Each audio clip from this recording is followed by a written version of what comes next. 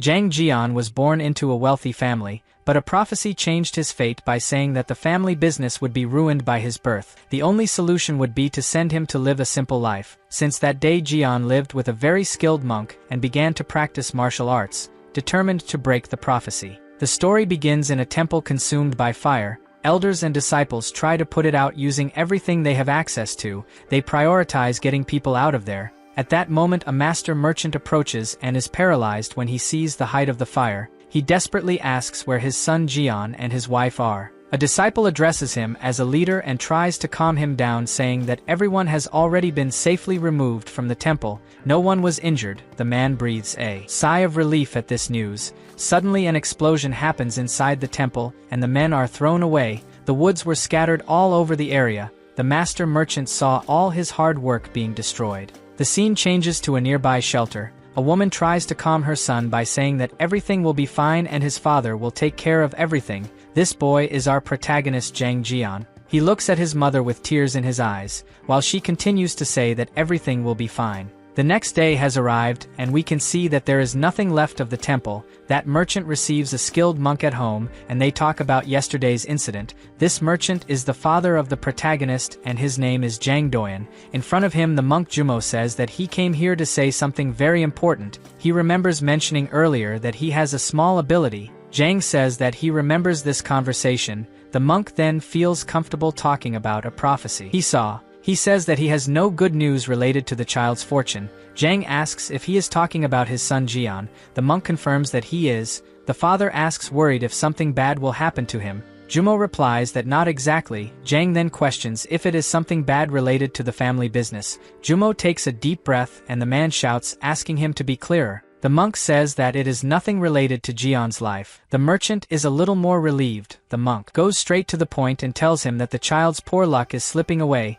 Jang doesn't understand anything and asks what this means. Jumo says in detail that wealth will come in, but it will be like pouring water into a broken jar. The hole in the jar is bigger than the wealth that comes in, so it's natural for fortune to dry up. The merchant is in shock and asks if in this case Jian is the reason for the hole in the jar. He understands that if this is his son, is destined to ruin the family. The monk confirms his assumption. Definitely his son will destroy the family. Jang starts to cry, saying that this child is the thing he has waited for the most in life. Jumo interrupts the merchant's lamentations and says that he has a solution. Hope arises in Jang's eyes. The monk says that if he entrusts the child to a high monk of great virtue and makes him learn to live a simple life, it is possible to at least partially block the hole in the jar. Jang asks if this is true and says that Jian is his precious only son, so he doesn't intend to let the boy become a monk and end the family lineage. Jumo laughs at this answer and says he didn't come here thinking about turning his son into a monk. The goal is just to form his character, and after he turns 18,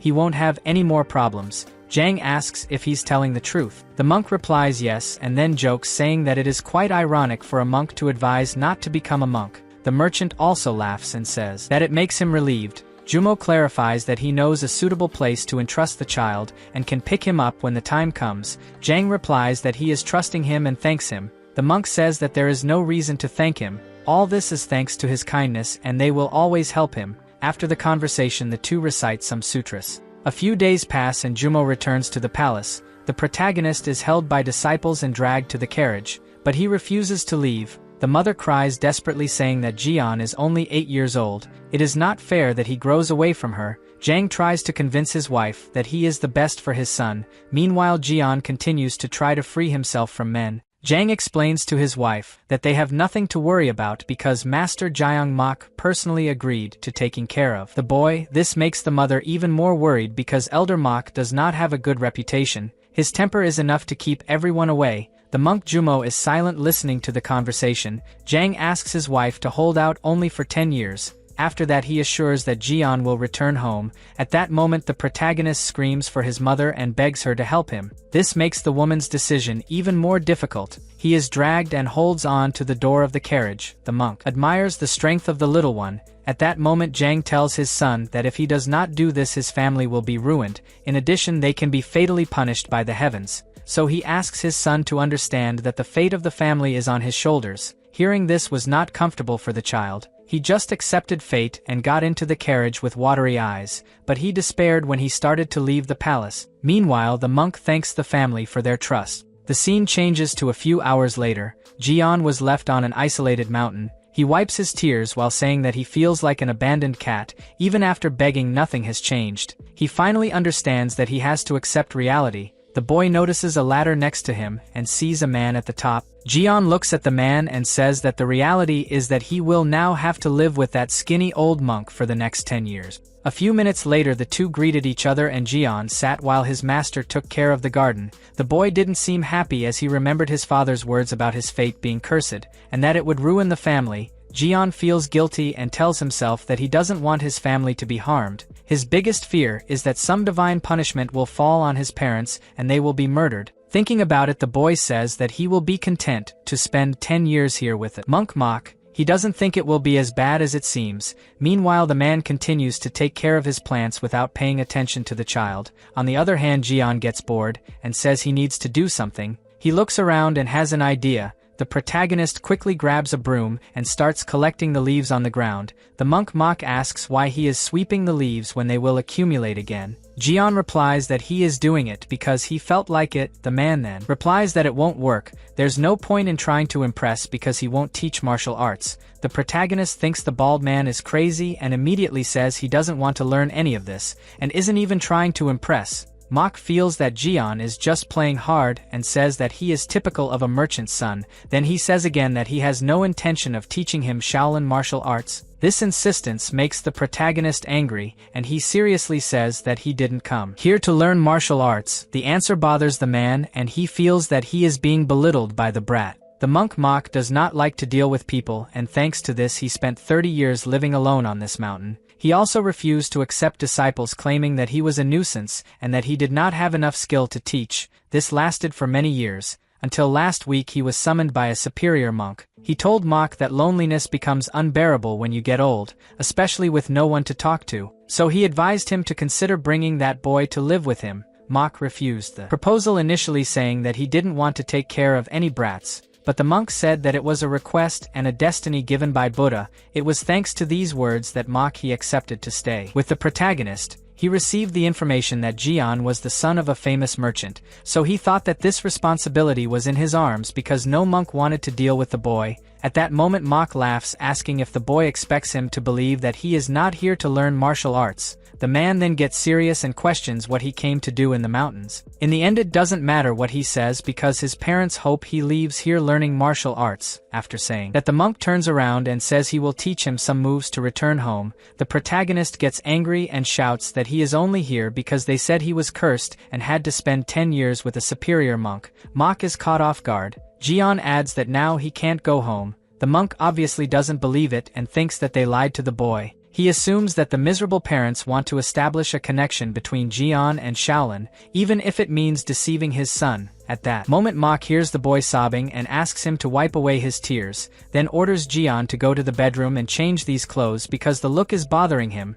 The protagonist asks what the problem is. Mock replies that the flashy clothes are an obstacle in the mountains. The protagonist says that it was his mother who chose these because they were the simplest. The monk tells him to stop arguing and go change. Minutes later, we see a table with leaves and some grains. Jian has already changed his clothes and asked if this is the food. Mock replies yes. In temples, the rule is to avoid the use of fire. Eating food touched by fire can make the person's temper become violent, and a monk would not be able to maintain discipline if he got angry frequently. The protagonist looks at the food without believing that he will have to eat something raw. On top of that, these clothes are so rough that they bother even standing still. At that moment, Mock says it's time to eat. Jian asks why he gets angry so often if he eats this food every day. The monk replies that he didn't feel angry today and asks where he got it from. The protagonist soon replies that he heard his curses at him. This makes Jian believe that the monk is so hateful that he is giving him this inedible food. Mock is annoyed that his meal is being called inedible. This is the first time anyone has the courage to treat him like this. The man believes that the protagonist is provoking on purpose, but this thought comes out of his head when he sees that the boy's eyes convey innocence. Mock then takes a deep breath, understanding that it is just a curiosity. He explains that there is no need to use fire because the food tastes good even without cooking. In addition, they can save firewood. Jian is still a little skeptical and thinks that the man only does not cook because he is too lazy to go get firewood. He then offers to fetch it and adds that he will only take the wood that is on the ground so as not to hurt anything alive in the temple. Mok can't control his anger after these words and says that just because it's on the ground doesn't mean it's a waste. Over time the wood rots and enriches the soil, so the trees grow strong. Jian is shocked by this information and asks if taking the logs means stealing food from the trees. The monk is surprised by the boy's ease of misinterpreting. The protagonist says he won't go around to get any firewood because his clothes could end up spoiling and he intends to wear it for 10 years. Mok feels that the brat is complaining about the clothes he received. His veins even pop out just thinking about it, but he takes a deep breath and asks Jian to eat. The boy obeys and asks if he can take more. The monk denies, saying that if he eats too much he will be lazy, and laziness is a spiritual sin. Night has come and it seems that the food did not do much good for the boy. He ran into the forest and could not hold back. The noise ends up waking up the monk and he realizes that Jian is putting it all out. Mok deduces that it's a result of never having raw food. A few days later the protagonist lies down totally bewildered. He says that 2 weeks have passed and he can't control his physiological needs after eating that food. Jian wonders if he should look for some fruit on the mountain. Suddenly the monk appears and asks if he has been hiding around. The protagonist is frightened by the sudden appearance. The man notices some bruises on his hand and says that he may end up tearing his clothes while wandering through the mountains carelessly. In addition, his shoes are already starting to wear out. Jian confesses that he left because he was too hungry. Mok replies that he is only hungry because he walks around, but the protagonist believes that it is because the portions are too small. The man disagrees. He says that people can live well by eating anything, just believe that it is enough. Jian lowers his head and sadly replies that it is difficult to live like this. Mok says that it is more difficult to do good things and avoid sins that bring punishment. Difficulties are part of the path, and he needs to adapt. The protagonist becomes sadder and sadder when he realizes that the man has no intention of helping him. Anyway, he is determined not to go hungry. At that moment the monk turns around and starts to leave. He says he needs to do something and asks the protagonist not to leave here. Jian, he remembers the words spoken by the bald man about standing still so as not to feel hungry and decides that from today on only he goes to sleep all day. The monk looked back when he heard a noise from the boy celebrating and didn't understand anything. The protagonist feels that this is a very smart idea. Later that day the man decided what he had to do and returned home. The scene he found was the boy sleeping all awkwardly between the sheets. Mok screams, asking why he is relaxing like a spoiled child when the sun is shining outside. This scream was enough to make the protagonist wake up scared.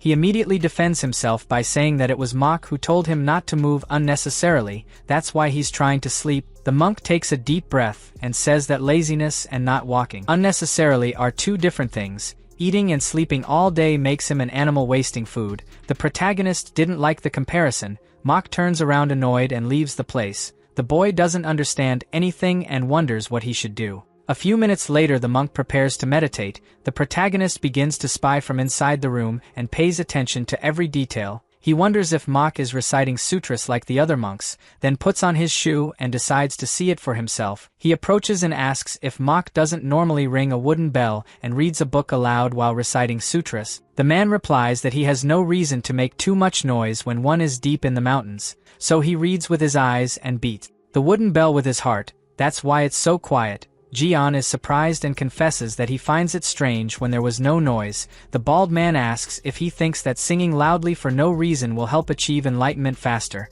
The protagonist is annoyed by the way he speaks and mentally calls him a stingy man. He believes that the monk avoids making noise because he doesn't want to feel hungry. At that moment Mok asks the boy to stop disturbing his meditation. Jian obeys and returns frustrated to the room. He feels that it doesn't matter what he says because in the end he will always get scolded. Suddenly a light goes on in the boy's head, and he has an idea. The protagonist thinks that if he imitates everything that old man is doing it will be better. Maybe he can get some tips if he observes how he moves little and doesn't get hungry. The next day arrives and the disciples wake up when the sun has not even risen yet. They clean the whole temple and tidy up things. At that moment the monk gets up and in an instant he organizes all the blankets. The protagonist realizes this and is shocked, thinking that it is magic. Mok looks at him and says that if he has woken up early he should not lie down like a lazy person. After that the man comes out and stars in him quickly arranges his sheets. He tries to imitate the man, but it gets a mess, so He just leaves the sheets the way he got and leaves. Jian begins to follow the monk and hides behind the trees so as not to be discovered. At that moment he notices the way Mok climbs the stones and it leaves him open-mouthed. He wonders how the man floats so lightly like that. The technique used by Mok is called Shaolin and the boy is determined to learn even if it means following the monk's footsteps sneakily. At that moment the man begins to meditate. The protagonist is hidden behind one of the trees and repeats the same process. Meanwhile in other temples the monks and disciples also do the same process. They wake up before the sun and begin to meditate. A few hours pass and the day has already dawned. The protagonist is still imitating the monk and he complains about the delay. The boy deduces that the old man comes here every morning just to sleep. At that moment Jian is betrayed by his own stomach that makes a loud noise and gives away his location. Mok says that he should at least be silent if he wants to follow him secretly. Jian replies that there is no way to avoid it because he is hungry. The monk sighs in frustration saying that even meditating in peace is difficult. The protagonist notices a white thing come out of his mouth and goes straight to the monk's nose and asks what it is. Mok calms down telling himself that in the end this brat is just a curious child, just like children are at his age. The man then wonders if he should explain all this to someone who is not even his disciple. The protagonist's innocent eyes end up captivating the guy, and he decides to tell a little because it's not like this technique is secret. Meanwhile Jian stays downstairs waiting for an answer. Mok says that the practice he is doing now is a secret internal energy method called Yijin Jing, and what he saw resembling smoke is called Qi. The protagonist is surprised. Mok adds that Qi energy exists throughout the universe and you can live a healthier life by absorbing it into your body. This information catches Jian's attention, and he deduces that this is why the old man never feels hungry, because he has been secretly absorbing Qi. All along, the monk explains that if you do this daily you will be able to absorb it throughout your body and accumulate. After that it becomes what martial artists call internal energy. The protagonist gets excited hearing this and mentally says that it is much easier to eat air instead of feeling hungry all the time, so he decides that he has to secretly learn how to absorb Qi like the monk does. At that moment Mok gives him the green light to stay by his side while he does the training. But the only thing he asks is that the boy does not interfere. Jian agrees and goes back to the back of the tree. The man looks at him and has doubts if the boy gave up. The guy says to himself that he would definitely teach a Taoist technique if Jian asks something more, but it seems that he is satisfied. The monk then goes back to his training while the protagonist tries to learn how to absorb Qi. A while later the sun starts to get stronger and the monk understands that it is enough for today. He gets up and sees that the protagonist is still there. Mok is surprised to see that Jian has perfectly executed the lotus position. It is a difficult position even for novice monks and they usually cannot stay for half an hour, but the protagonist is like this for 2 hours, which is impressive. He observes how the boy is concentrated. Minutes later they walk towards the house. The protagonist can barely walk and complains that his legs are hurting. He does not accept that an old man is fully intact after doing the same treatment. In addition, it seems that the monk floats instead of walking. The boy wonders scared if this bald man can be a ghost. Suddenly Mok interrupts his thoughts and tells him to walk faster. Jian obeys and continues to admire the way the man walks, without moving his arms and with a lightness in his feet. The protagonist comes to the conclusion that Mok moves like this to avoid getting hungry. They finally get home and start eating. The protagonist thinks that today was a very good day to collect information. Before he hadn't noticed much that the bald man doesn't waste movements in his daily actions. He spends his energy as little as possible, totally different from the employees that Jian remembers seeing in his house. Suddenly Mok scolds him for wasting time thinking instead of eating. The boy immediately turns his attention to the meal. The monk observes confused that today the protagonist has followed him since dawn and repeated all his movements, as if imitating his actions. After eating, the two sit together at the monk's study table. Jian feels that the atmosphere has become tense and wonders what the old man is thinking. At this moment Mok says that the book that the boy took is basically about teachings and duties for monks. It is difficult for an 8-year-old child to read alone. Jian agrees that the scripture is too difficult for him. The monk replies that he has no need to make an effort because he is not even a disciple of Buddha, so he has no obligation to learn. Jian replies that he understands. Mok admires the way the boy always answers, clearly and precisely. He thinks he may have to buy something from the brat's age, at least for him to feel more included. Soon the monk shakes his head negatively and wonders why he would do this for this child. After all, at some point he will get tired and give up reading. At that moment Jian gets up and looks for another book on the shelf, still complaining that his legs are numb. At least now he doesn't feel so hungry. Suddenly he hears a noise outside the house and asks what the old man is doing. Mok does his daily exercise and Jian repeats the movements. The guy looks scared, wondering if this brat intends to imitate him all day because he has nothing else to do. Mok decides to make it difficult to see how far he can go. Jian loses his balance a few times because the master's movements are slow, and on the first attempt he falls to the ground. Mok smiles satisfied. He already expected the boy to fail because it is useless if he just copies this training without any base. The man continues the movements while Jian stays on the ground. He says that he must study yijinting before to be able to perform the training properly. The protagonist gets up irritated and questions if the man didn't say that it wasn't good to move unnecessarily to avoid hunger. Mok replies that this training is to keep the body healthy. It helps in the circulation of energy. The protagonist complains about not being able to keep up because he does it too slowly. The monk admires Jian's determination, but remains determined not to teach him Shaolin martial arts. He explains that there is a reason to move slowly. It is to concentrate the mind and observe one's own body. The slower you move, the more clearly you can see what is happening inside your body. Jian asks if it is really possible to see inside your body. Mok replies yes. When you take a step, you observe which muscles move. You can see how your arms move and how you breathe. After getting used to it, it is easy to understand even the hair of your body. Jian does not see the importance of knowing this. The monk takes a deep breath and wonders if he will have to draw. Anyway, the man decides to simplify and says that the human body is composed of hundreds of bones, thousands of blood vessels, muscles, and the 8 extraordinary meridians that serve as a source of vital energy. All connect to each other. The protagonist touches his belly and says that this is why he feels so hungry. The man realizes that in the end Jian will always find an excuse to say that he is hungry. He turns his back and says that the boy can eliminate unnecessary movements and focus more energy on the essential parts. At that moment Jian is paralyzed. He remembers that his father always said about getting the greatest effect with the least effort.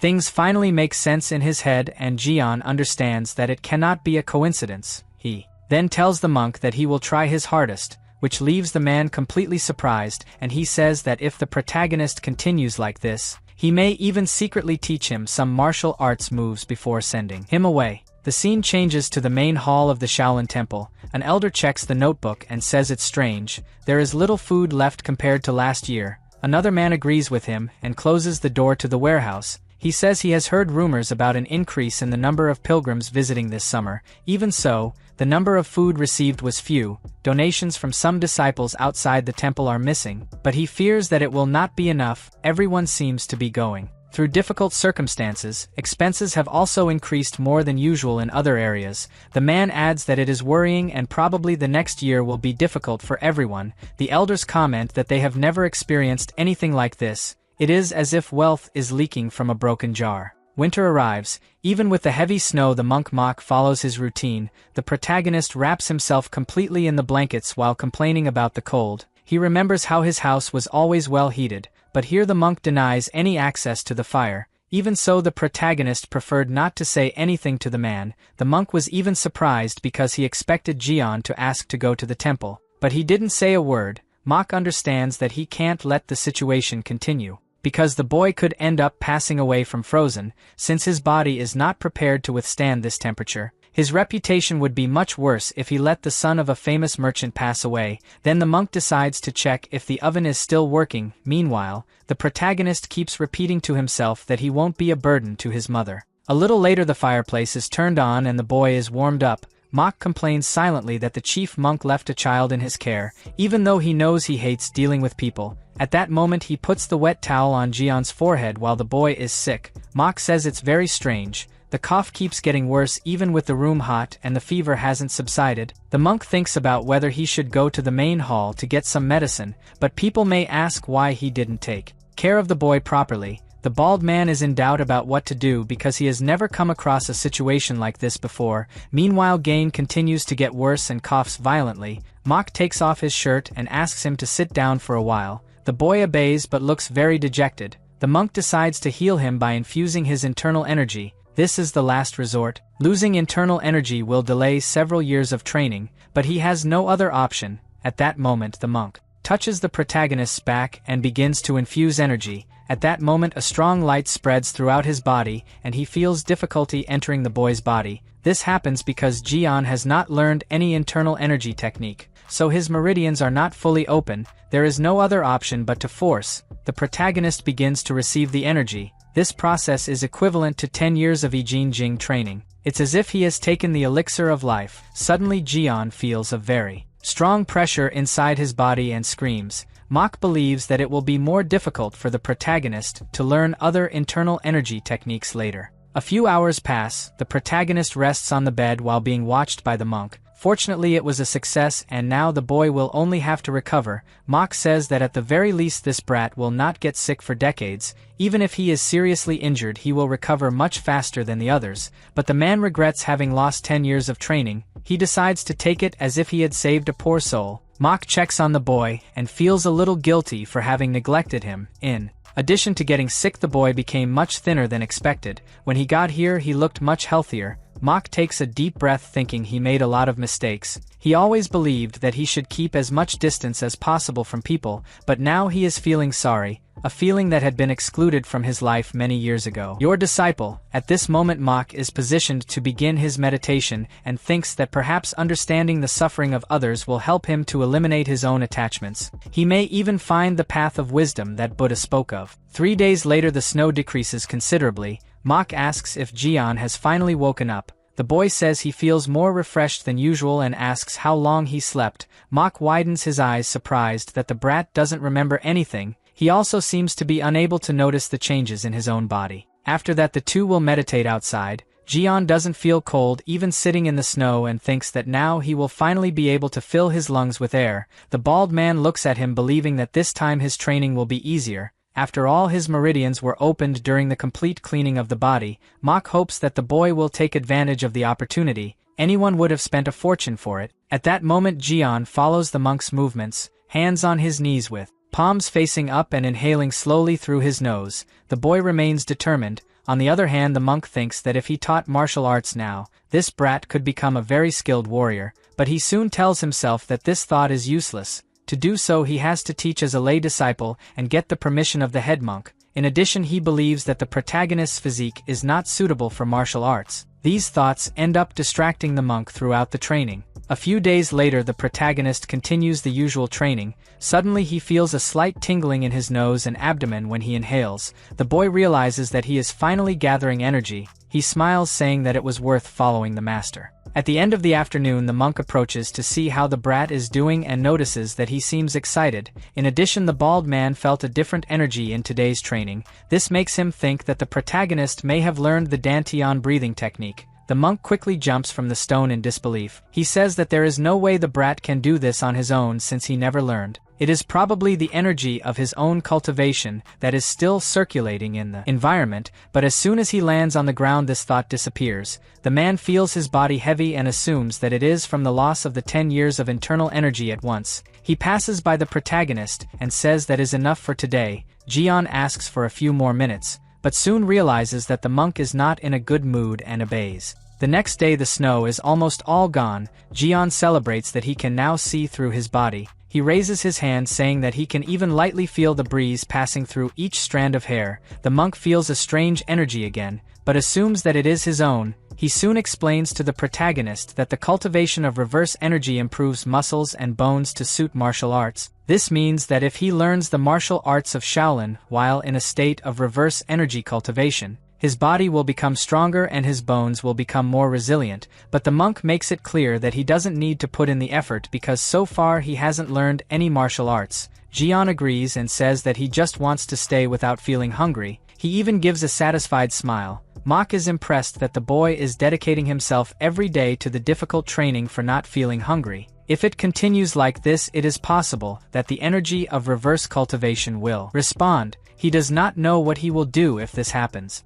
A little later spring arrives and Jian reaps some fruits. He continues training hard between all seasons, firmly determined. 3 years pass. The monk Jumo arrives for a visit at the temple. He wonders how that boy is after these years. The monk is soon greeted by some disciples of the main temple. They both greet each other and Jumo says that he came to see Guang Yun. The men are surprised, thinking that this monk must be very important to be friends with the chief monk. One of them runs and says that he is going to call the master. The other invites Jumo kindly to come in. The monk enters and the first thing he notices is that things look bad. He asks what happened for the place to be so degraded and why no one is repairing these towers. The disciple replies that in fact they have already made several attempts to fix the towers, but nothing went right. Jumo is frightened and asks what he means by this. The disciple confesses that the finances of the Shaolin Temple are in a precarious situation right now. The scene changes to Jumo talking to the chief monk. The man tells that recently the Shaolin Temple has gone through hard times.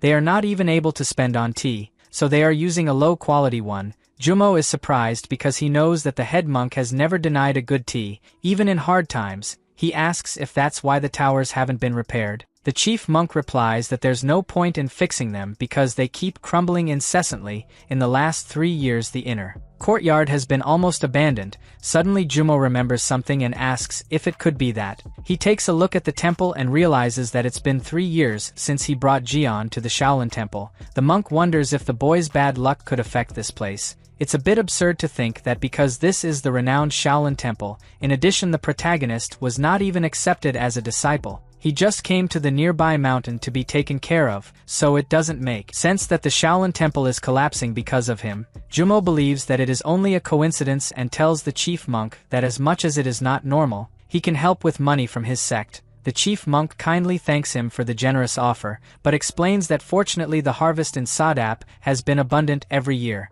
so they don't have to worry about food. Jumo is scared to hear this because it is exactly part of the prophecy about the protagonist. Things go well but there are always more expenses. It is like trying to fill a leaky jar. Jumo starts to back down and the head monk asks if he is already leaving. Jumo replies that he intends to hold 10,000 worships for Shaolin in the temple hall. The man asks scared why he is going so far through the temple. The truth is that Jumo feels guilty for bringing the protagonist here and all this happened, so he doesn't think it's fair to stand by doing nothing. The chief monk reminds the man that he is no longer young enough to make that much effort, then asks why he is acting like this all of a sudden. A little later, Jumo kneels in the temple hall. He says that he will not let Shaolin be ruined, at which point the monk begins to bow to the Buddha statue. Years later Jumo meets with the chief monk. The man asks him to stop because it can be dangerous. He is no longer young enough to bear 10,000 bows. Jumo only asks if the temple has improved this year,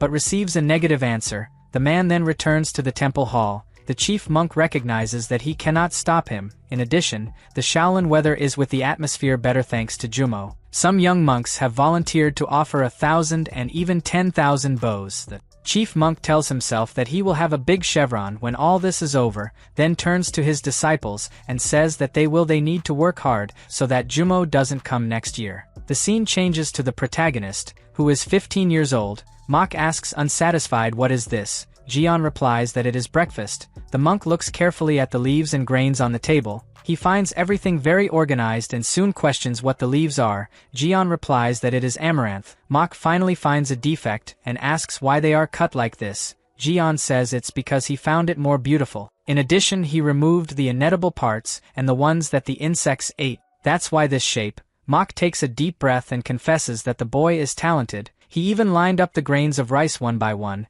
Then the monk complains that his indigestion lately is because he can't taste the food when it's perfectly prepared. That's the best way to complain and praise at the same time. The protagonist refuted the man's answer by saying that it was he himself who said that the food should be well organized to look natural. The monk doesn't like to have his words used against himself. It seems that this boy is growing smarter and smarter. He then tells the protagonist that it's better to eat because he doesn't feel like arguing with a brat today. Jian gives a satisfied smile and says to enjoy the meal. A little later, the mock monk walks around outside the house for a while and looks up feeling a tense atmosphere. He wonders if it's due to Shaolin's financial problems, but comes to the conclusion that it has nothing to do with it. The man doesn't know what's going on lately, but he keeps having this strange and uncomfortable feeling that he can't identify. Every day this feeling returns and he doesn't know what it can be. Mok sighs and asks what the source of this frustration is. Meanwhile, Jian sneaks through the door and realizes that there is something bothering the bald man.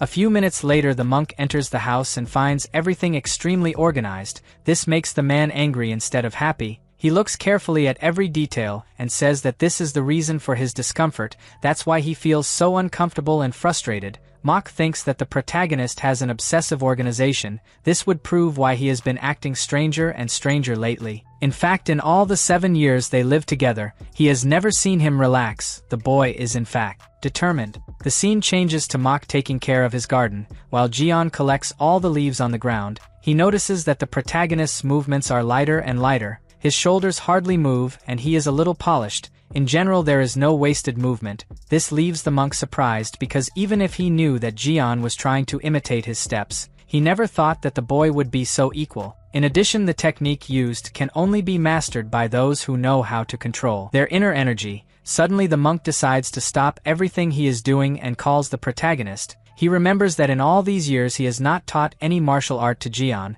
but those who see this boy may think that he secretly learned Shaolin techniques. This would put Mach at risk. So he asks how Jian learned to take these steps. The protagonist seems a little surprised by the question, and the next moment gives a smile saying that he finally realized he can now walk like his master. Mach is surprised to realize that Jian was able to learn martial arts just by copying what he did. He refuses to believe that it is true because until a while ago the protagonist was just a child who didn't even know what IQ was. The monk asks a new question about when it started. Jian says that until yesterday he couldn't do it very well, but he tried today and it just worked. He explains that he has been trying since Mach said that to avoid hunger you just don't waste energy on unnecessary things. During these years his head reflected on how he could achieve maximum results with minimum effort. The monk is frightened by this answer and believes that even with effort it should be impossible to learn, so he asks if Jian really thought he moved minimally to avoid hunger. The boy asks surprised if that wasn't it.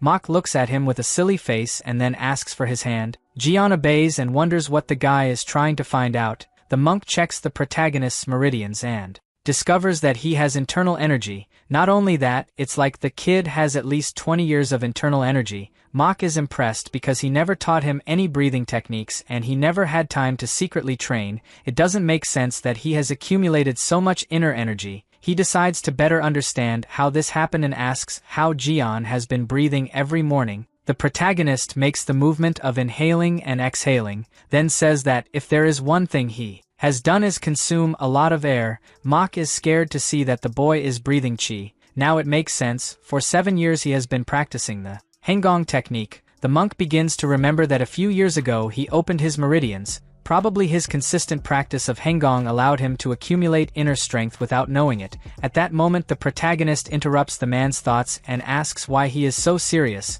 The monk tries to disguise it by saying that it is nothing and explains that the step he performed is a Shaolin technique called Boyang Shinbo. The monk asks how he managed to imitate so perfectly. Jian replies that he observed that Mach always walked without moving his shoulders. In addition, he steps lightly while looking ahead. The boy shows in practice how it is. Mach watches paralyzed as the protagonist performs Boyang Shinbo's enhanced technique. It's as if the boy had invented a different type of step within the original technique. Initially, Boyang Shinbo was prepared as a combat technique, but this boy's steps are not for combat. It seems that he is trying to reach his destination with minimal movement and maximum speed. While Jian is happy to retrace his master's steps, the man worries thinking about what he should do now. A little later the night comes. The protagonist sleeps comfortably, but Mach continues to reflect on what happened today. He believes that there are not many disciples of the second Shaolin generation with body control like this. Moreover, most of those disciples are 20 years old,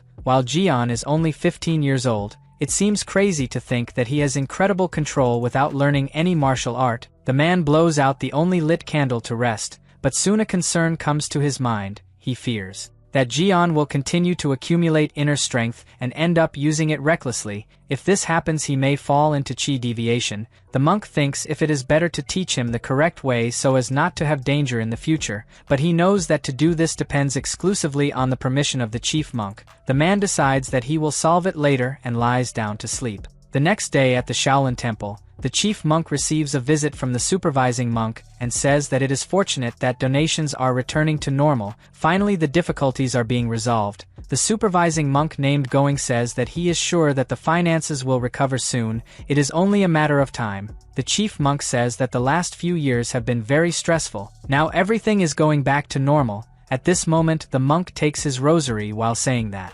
Everything is thanks to Jumo. Buddha did not ignore his virtuous acts and accepted his bows. Going agrees and asks if the chief monk does not intend to talk to the administrators now that things are improving. The man seems confused by the question. The supervising monk says that it is rare for so many disciples to face financial problems at the same time, but it may end up happening again and they need to be prepared, such as increasing the temple assets to avoid similar situations in the future. The chief monk firmly replies that it's not possible. Many people are starving right now and can pass away if they don't help. The supervisor is a little shocked by his tone of voice. The chief monk adds that they are monks before being members of a martial sect, so the main goal is to help everyone. Going quickly apologizes and says he won't talk nonsense anymore. The monk smiles and says that everything is fine. The scene changes to the protagonist in the middle of the forest eating the fruits he collected. He is happy to have walked so far without feeling hungry. His thoughts go back again to his master, and Jian remembers that the man has been very quiet lately. He complains about trying to guess and says that none of this would be happening if the bald man spoke openly. Suddenly a breeze passes behind him, and a voice asks what the boy is eating with such excitement.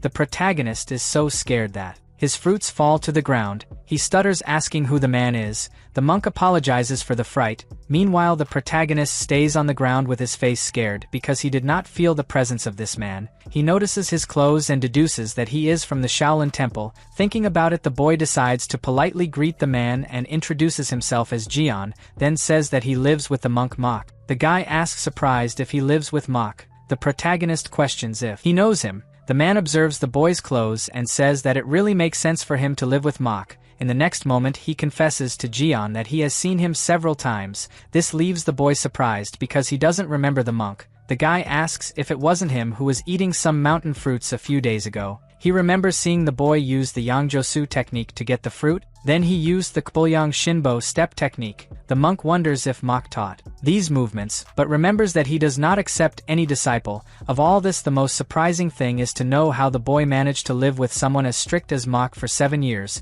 The protagonist asks if the man also finds his master strict. He confesses that it was very difficult when he arrived here. In fact, Mok scolds him to this day. The man laughs and says that Mok really is like that, but Jian is confused and asks who he is after all. The monk realizes that he has not introduced himself so far and says that his name is Hong O. His level is higher than that of the current head monk of the Shaolin Temple. After the introduction, he asks if the protagonist is a disciple of Mok. Jian immediately denies it and says that they only live together. Hong says that this is strange because he is sure he saw him wearing Bolyang Shinbo a short time ago. The protagonist replies that he heard Mok say the same thing, but he doesn't even know what it is. The monk is surprised and asks if he doesn't know it's a martial art. Jian replies that he's never practiced any. Hong says it's strange because he clearly mastered martial arts, then asks to see his hand. The man tries to look at the protagonist's meridians, but it doesn't work very well and he feels a very powerful force blocking his internal energy. Hong tells himself that this is admirable for someone his age. On the other hand, Jian can't stand showing his hand to these bald men anymore.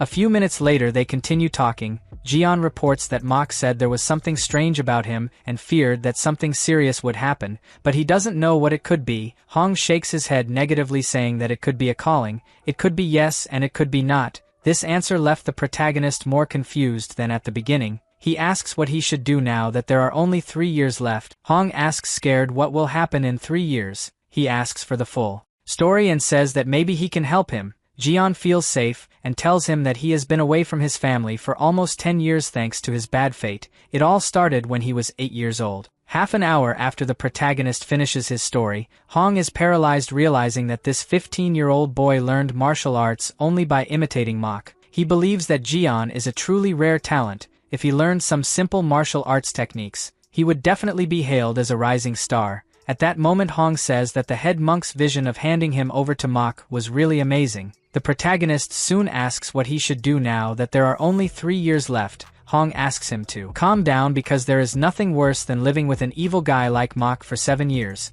The monk adds that worry sickens the body and Buddha will not abandon the merit he has accumulated so far. Jian confusedly replies that he has not accumulated any merit. Hong thinks about it and wonders what he should do. He then asks the protagonist not to talk about his visit to the monk Mok. Jian replies that he cannot lie to his master. The monk says it's not a lie and adds that it's just to Surprise mock later, the protagonist believes the man and agrees. Hong then says goodbye saying he needs to go now. The two greet each other and the man leaves. Jian is alone and realizes that this monk walks even faster than mock. Maybe I could learn to walk like that one day. A little later the scene changes to the Shaolin temple. The chief monk asks what Hong came here to do. The old man asks if that mock child is practicing martial arts even if he is not a disciple. The supervisor asks if Hong is sure of it. The chief monk says that Jian has been in Shaolin for 7 years. It would be strange if he didn't know at least a little bit of martial arts. Hong angrily asks if the boss is plotting with mock pretending that the boy is not a disciple. The monk replies that he has no reason to lie, but Hong disagrees and says that that boy knows the Yangjosu and Bulyang Shinbo techniques. This information catches the chief monk and the supervisor off guard. The boss asks with fear if Hong is talking about Shaolin's secret techniques. The supervisor says that if this is true it is very dangerous. After all, that boy is not even a disciple. It is against the rules to teach the secret techniques of Shaolin to a child like that. The chief monk takes a deep breath and says that he is sure that mock would not do that. Then there must be some reason. Hong asks if they think he's lying. The guy says he saw it clearly with his own eyes, so just make mock kneel down and see if it's true or not. The men are surprised by Hong's violent way. The chief monk calmly replies that he will solve the matter and asks if the guy has anything else to say. Hong laughs and says that the monk is very smart. He then says that he has recently made a breakthrough and needs the Jade Buddha staff. The supervisor is surprised by the man's audacity. The chief monk immediately replies that it is not possible and adds that it is good for him to be aware of the significance of the sacred Shaolin relic. Hong doesn't take the answer very well and gets angry asking if they are saying that his advancement is not worth it. The chief monk stands firm in his decision and asks if the guy intends to go over the will of his predecessors,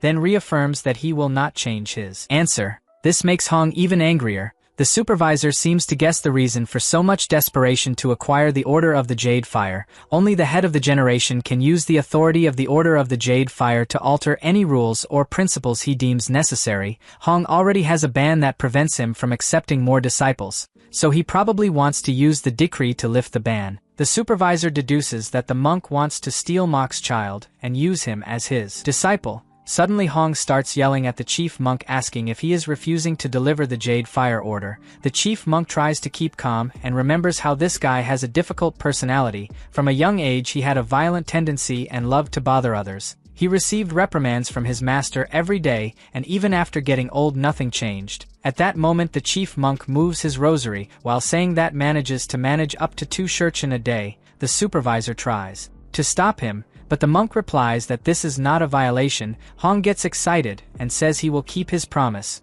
The supervisor looks totally frustrated as the man says goodbye. At the end of the night Jian walks through the forest with mock. The monk realizes that his step has improved a lot since the last time, but he has no idea how his technique keeps improving without any teaching. Suddenly the monk notices that the protagonist is smiling and asks why he is happy. Jian stops for a moment and replies that he can absorb more qi during these hours of the morning. He says that he has compared it to the qi he absorbs throughout the day, so he is sure that the best is during the night. Mock asks scared if he is saying that he absorbs qi all day. The bald man thought that when Jian disappeared it was because he was picking fruits. The protagonist replies that initially he thought he could only absorb qi if he did the lotus position, however he found that he can also absorb even while folding the blankets or sweeping the yard. Mock asks if he always maintains this breathing technique. Jian asks confused if he can't. The monk knows that practicing this breathing throughout the day is usually so boring that without focus there is no way to store it,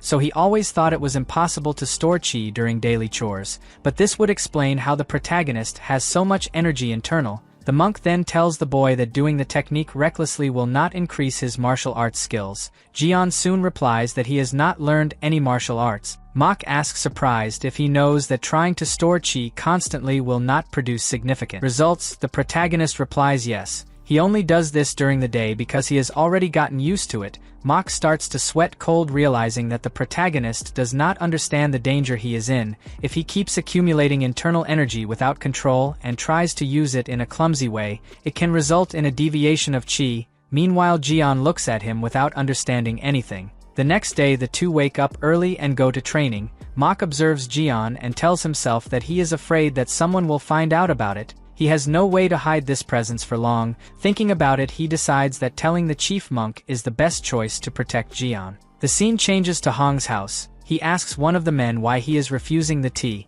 The white-haired man is the saint of the sword. His name is Ian Gang. He tells Hong that when it comes to a mad monk's tea, one should not just drink it without caution, then asks if it is not Hong who is used to making tea with poisonous herbs. The black-haired boy is a disciple of Gang and his name is Myung. He is shocked by the possibility of taking something poisoned. At that moment Gang drinks some of the tea and Hong is eager to hear what he has to say. Gang says it's good, but didn't know Shaolin had such toxic plants. Hong replies that he secretly cultivates it in his private garden. The root is medicinal, but the leaves are highly toxic, so eating them incorrectly can be fatal. Gang yells asking if he thought about giving it to his disciple. Hong says he needs to taste it to avoid falling victim to any random poison in the future. Gang replies that he might be right and praises his knowledge of poisons. He even remembers that that guy from the Tang family was furious. The monk replies that his mastery of poison is a level above that idiot from the Tang family. Gang agrees that in his youth there was no one to surpass Hong,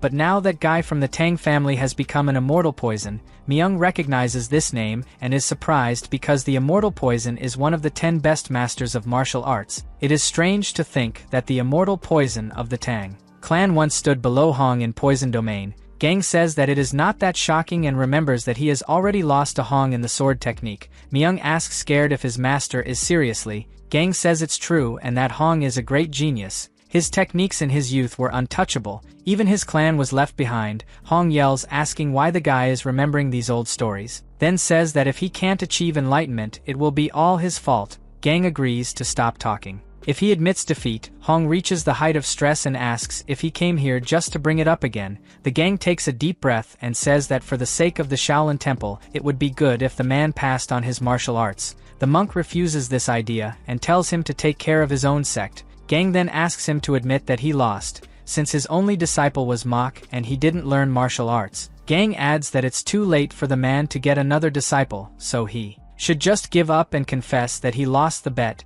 Myung silently observes the discussion and comes to the conclusion that this bet was part of the internal conflict of the two masters. This is because they had many different opinions about martial arts, and to solve the problem they created disciples. So they bet that the result among the students would decide who was right. At that moment Hong says that everything would have been different if Mok was not so stubborn. Anyway, the man is not willing to accept defeat and asks Gang to wait a few more years. Gang feels hope when he hears this and asks if Hong has found any promising students to continue his legacy. The monk just replies for him to wait a few years. The guy starts joking saying that he hopes to be alive when this child can surprise them. Hong replies with fire in his eyes that he just needs to stay alive for 5 more years. This statement left both the master and his disciple surprised. Gang realizes that this guy is looking to get into trouble again. The scene changes to Mok at his house. He becomes thoughtful after receiving one of the chief monk's disciples at his home. The man asked him to go to the temple and take the child.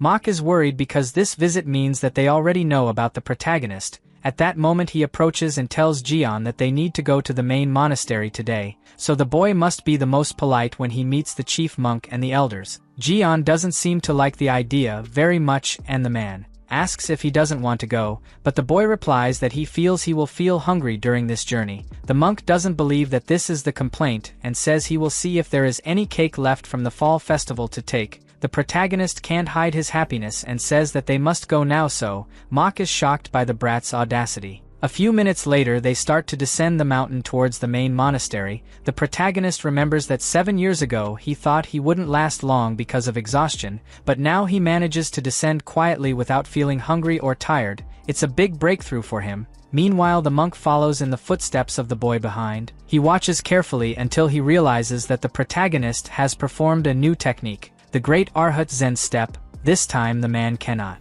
understand how Jian learned it because it is a technique he has never shown. These thoughts irritate the bald man, and he blames the chief monk for having chosen him to take care of this child. The scene changes to a few minutes later, with the two entering the main monastery. Jian finds everything very beautiful and organized. Mok motions for him to be quiet and says that inside the temple he can't make noise even when walking. The protagonist said he doesn't have to worry, and the man complains that this brat always has an answer on the tip of his tongue. Jian stops talking when he notices someone coming. At that moment 2 monks approach, and ask the reason for the unexpected visit. Mok asks if he needs any reason to come here and replies that he came to see the chief monk. The men start to sweat cold, and one of them replies that he understood perfectly. The protagonist notices the monk stuttering and realizes that everyone really thinks Mok intimidating. Suddenly he catches his attention and tells the brat to be faster. Jian gets a fright and starts following him. They both arrive at the cafeteria and meet with the chef. Mok is surprised that Gryo is still in charge of the cafeteria.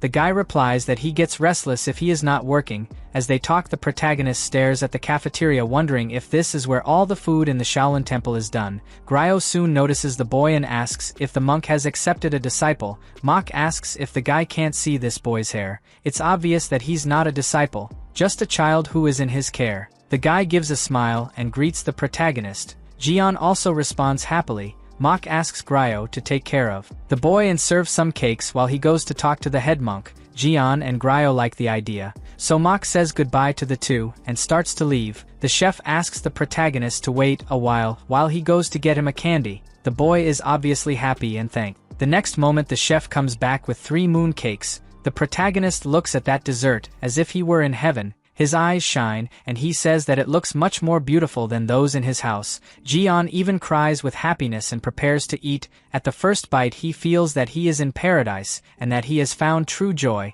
This is the tastiest thing he has eaten in recent years. Suddenly some voices interrupt the boy's moment, and he looks trying to understand what happened. 2 men start fighting about something that ended up burning in the fire. Gryo calls the attention of a man who ended up burning all the ingredients. He says that now they need to hurry to prepare a new meal because it is close to lunch. The man quickly obeys. Meanwhile, Jian approaches the door with his cake and watches surreptitiously. The cooks start to prepare a new meal and divide the task to be faster. The protagonist notices the way they act and says that this looks more like a battlefield. At that moment Gryo screams, asking why men are so slow if they learn martial arts. Jian hears this and thinks it's strange because he didn't know that martial arts also helps when cooking. The boy observes the chef's movements and thinks that the guy is spending excessive movements uselessly. Moving just the fist would be enough. Suddenly someone yells at the boy to stop blocking the way and take all this out. The boy obeys and carries the basket of apples. Jian sees him complain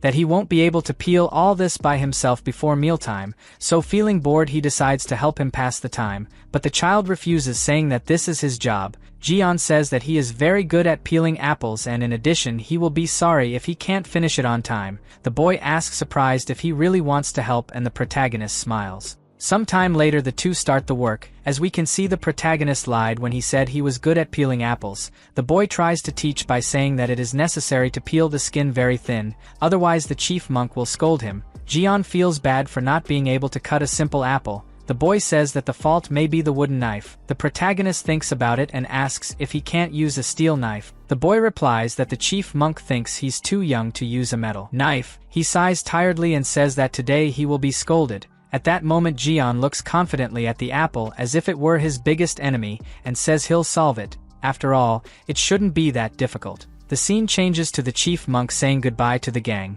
He notices the disciple Myung and feels that he has the potential to be the new star in the martial world. Mok has a familiar feeling and mentally says that Myung is very similar to Jian, but what is making him doubt is the fact that the sword saint comes to the Shaolin Temple. The chief monk explains that he came to visit Hong and probably brought his disciple to pay tribute. Mok says that Hong is not exactly friends with the gang to pay tribute. At that moment the chief monk notices something strange and asks where is the child who asked him to bring. Mok replies that he left the boy in the cafeteria for a moment and asks if the guy has any serious matter to talk about with him. The monk replies that he was just curious. While they talk, the protagonist continues in his difficult job of peeling an apple. The head monk tells Mok that maybe it's time to take on a disciple. After all, he has been with the boy for 7 years and must have already created a bond. Mok reminds him that he was alone for years and decided not to have any students. The monk asks if he means that he will leave this child aside irresponsibly. Mok is scared by this question and believes that the master already knows that Jian is learning martial arts.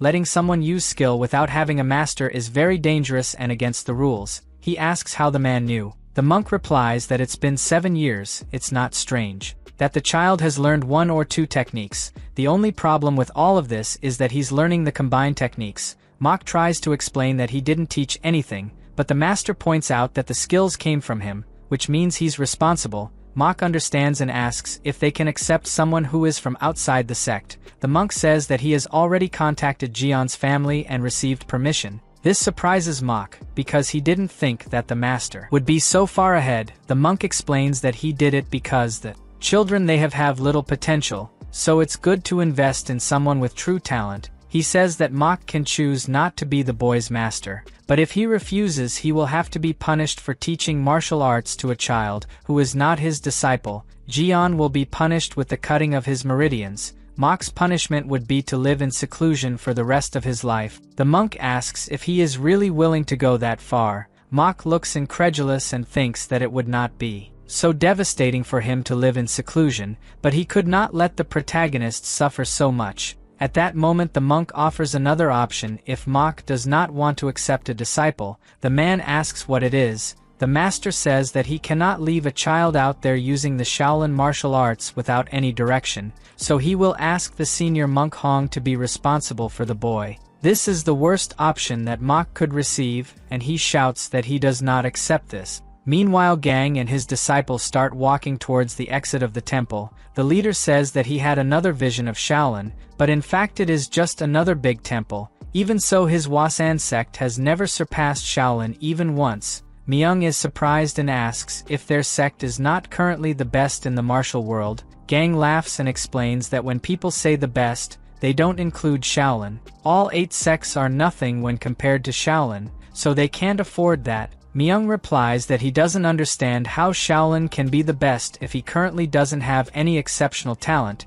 Gang says that's why he's worried. The disciple asks him to explain better what he is trying to say. Gang says that Myung has a talent that soon everyone will see and he will be like an incomparable figure. When that day comes he will face Shaolin, so he asks the boy to be attentive to each disciple of this temple. Myung thanks the leader for his words and says that he will never betray his expectations. Gang touches his shoulder and asks him to understand that this is also a wish of the Hwasan sect. Soon they will beat Shaolin and sees Hong's face of disappointment. Gang takes a step when he suddenly feels a pressure on his body. He stops immediately and uses his ability to see who owns this aura. Gang soon finds the protagonist cutting the apples. He asks surprised if there is something like this in Shaolin, then turns his back and says he needs to see something. Myung doesn't understand anything and follows his master. At that moment he shows a perfectly peeled apple to the boy, who confesses that he has never seen anything like it.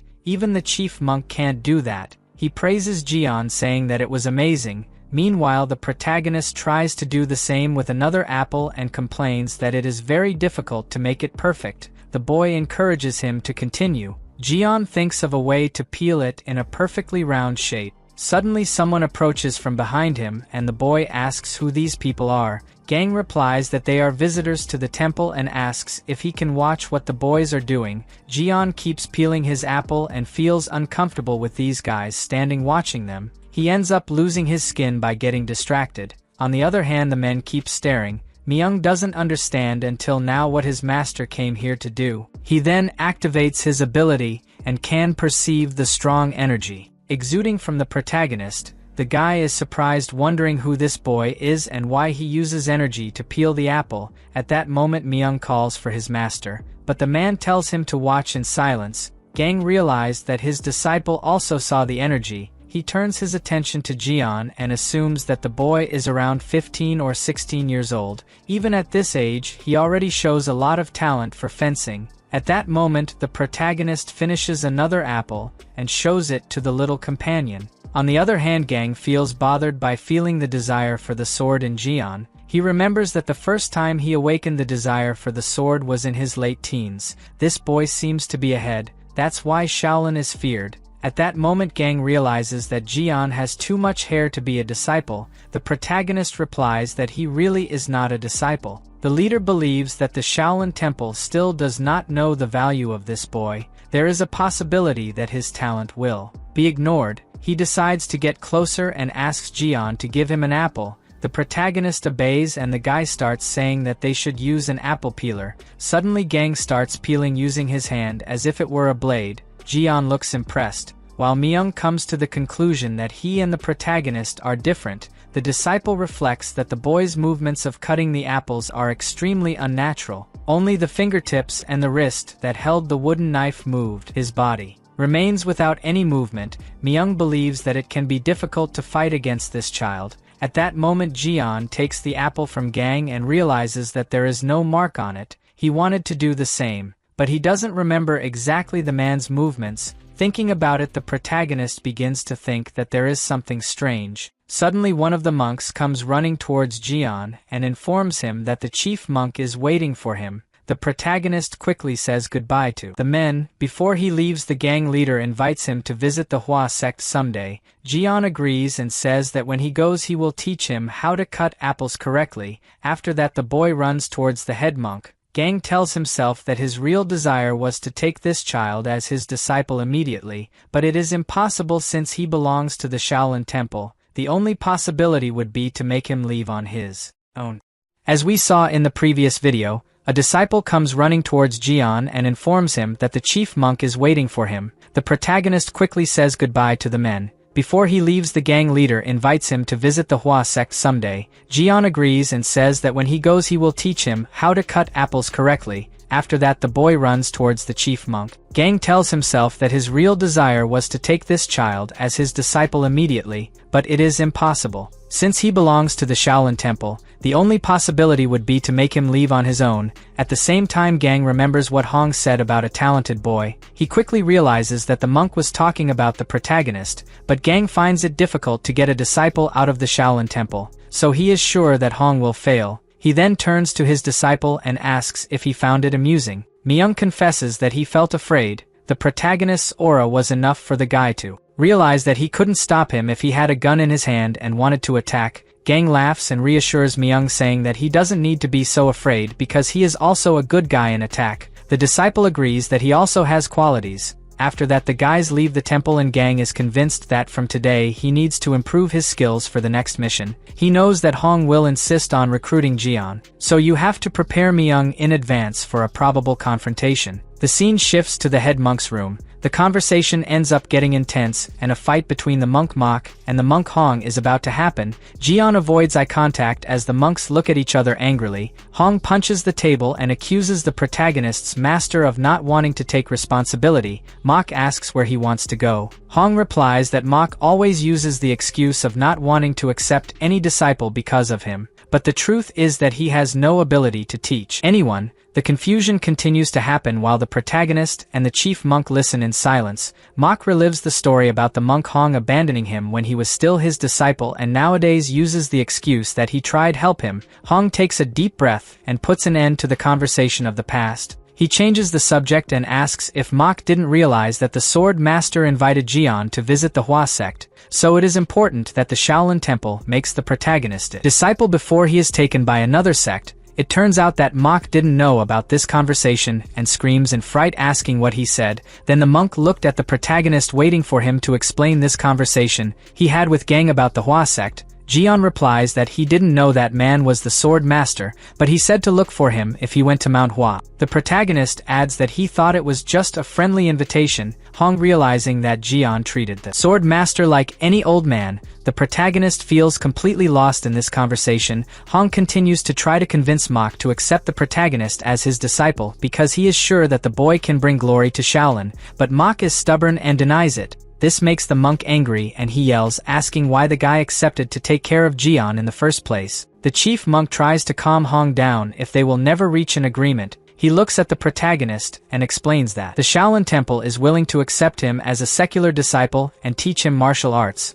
His master will be Hong, and he doesn't even need to shave his head to become a monk. Jian is impressed to hear that he may be a secular disciple. The head monk asks if he wants to be part of the temple. Mok expects him to give a negative answer, while Hong and the head monk expect something positive. The protagonist did not have a great desire for the world of martial arts. In fact, he just wanted to turn 18 and return to his family, so he is afraid of being stuck here to always accept being a disciple. The doubt is too big for the protagonist, and he also did not want to disappoint the monks, but the desire to return home is greater and he denies the invitation to be part of the Shaolin Temple. The protagonist is sincere in explaining that he wants to return home in 3 years and does not feel like learning martial art. The fact that he does not want to learn martial arts scares the monks. Hong is annoyed that he declined the invitation and asks if the boy really thinks martial arts is for everyone. Jian replies that he doesn't think about being a monk. In fact, he just wants to work as a merchant like his father. Hong says he understands that he wants to return home, but his parents have already given him permission to stay at the temple. This information catches the protagonist off guard, and he yells that it's impossible. Jian doesn't understand why his parents would let him stay away more than 10 years. The head monk explains that becoming a secular disciple won't stop him from being a merchant or returning home. It just requires a little more time to develop the basic qualities expected of a Shaolin disciple. Jian lowers his head sadly as the monk realizes that the boy is really different. Most people pay to enter the temple, but he just wants to have a normal life. At this point, Hong shouts that he only needs 3 years to train him, the 3 years he would spend living with Mok, then asks if this time is acceptable. Mok anxiously awaits the protagonist's response. Jian knows that he will be away from his family anyway during these 3 years, so maybe it's cool to learn from Master Hong. He also wants to walk without being noticed like the old man, so he can make his parents proud. Thinking about it, the protagonist decides to become a secular disciple of the temple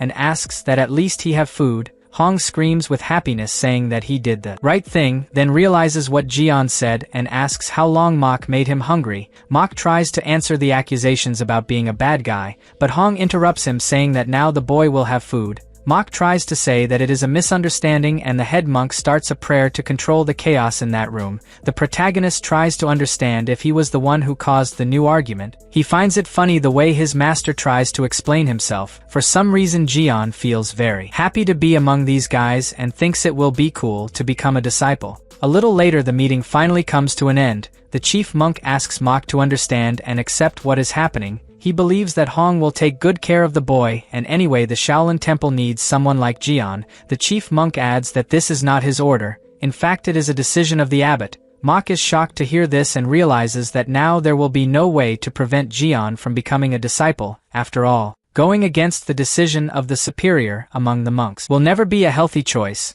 Yet Mok feels uncomfortable in the presence of his former master. He just hopes that nothing bad happens to Jian and the boy doesn't look like him. Meanwhile, at the palace, the protagonist's parents receive the news that he will become a disciple of the Shaolin Temple. Zhang tells his wife that their son will learn the martial arts of the most famous temple. The woman seems worried about the possibility of him getting hurt, but the husband replies that when his son returns home, the whole village will be protected by Shaolin. Zhang also says that he made some donations to the temple, so he is sure that the son will be fine. The woman is a little more relieved knowing that. The husband replies that he would do anything for the only child they have. The woman raises the hypothesis that Jian will not do well as a disciple. Zhang replies that it is almost impossible, since a high-ranking monk famous for his wisdom considered him fit, but the woman says that she is not talking about it. She fears that her son's bad luck will bring problems to the temple. Her husband says that they went through problems a short time ago and recovered. The woman is happy and says that it is true.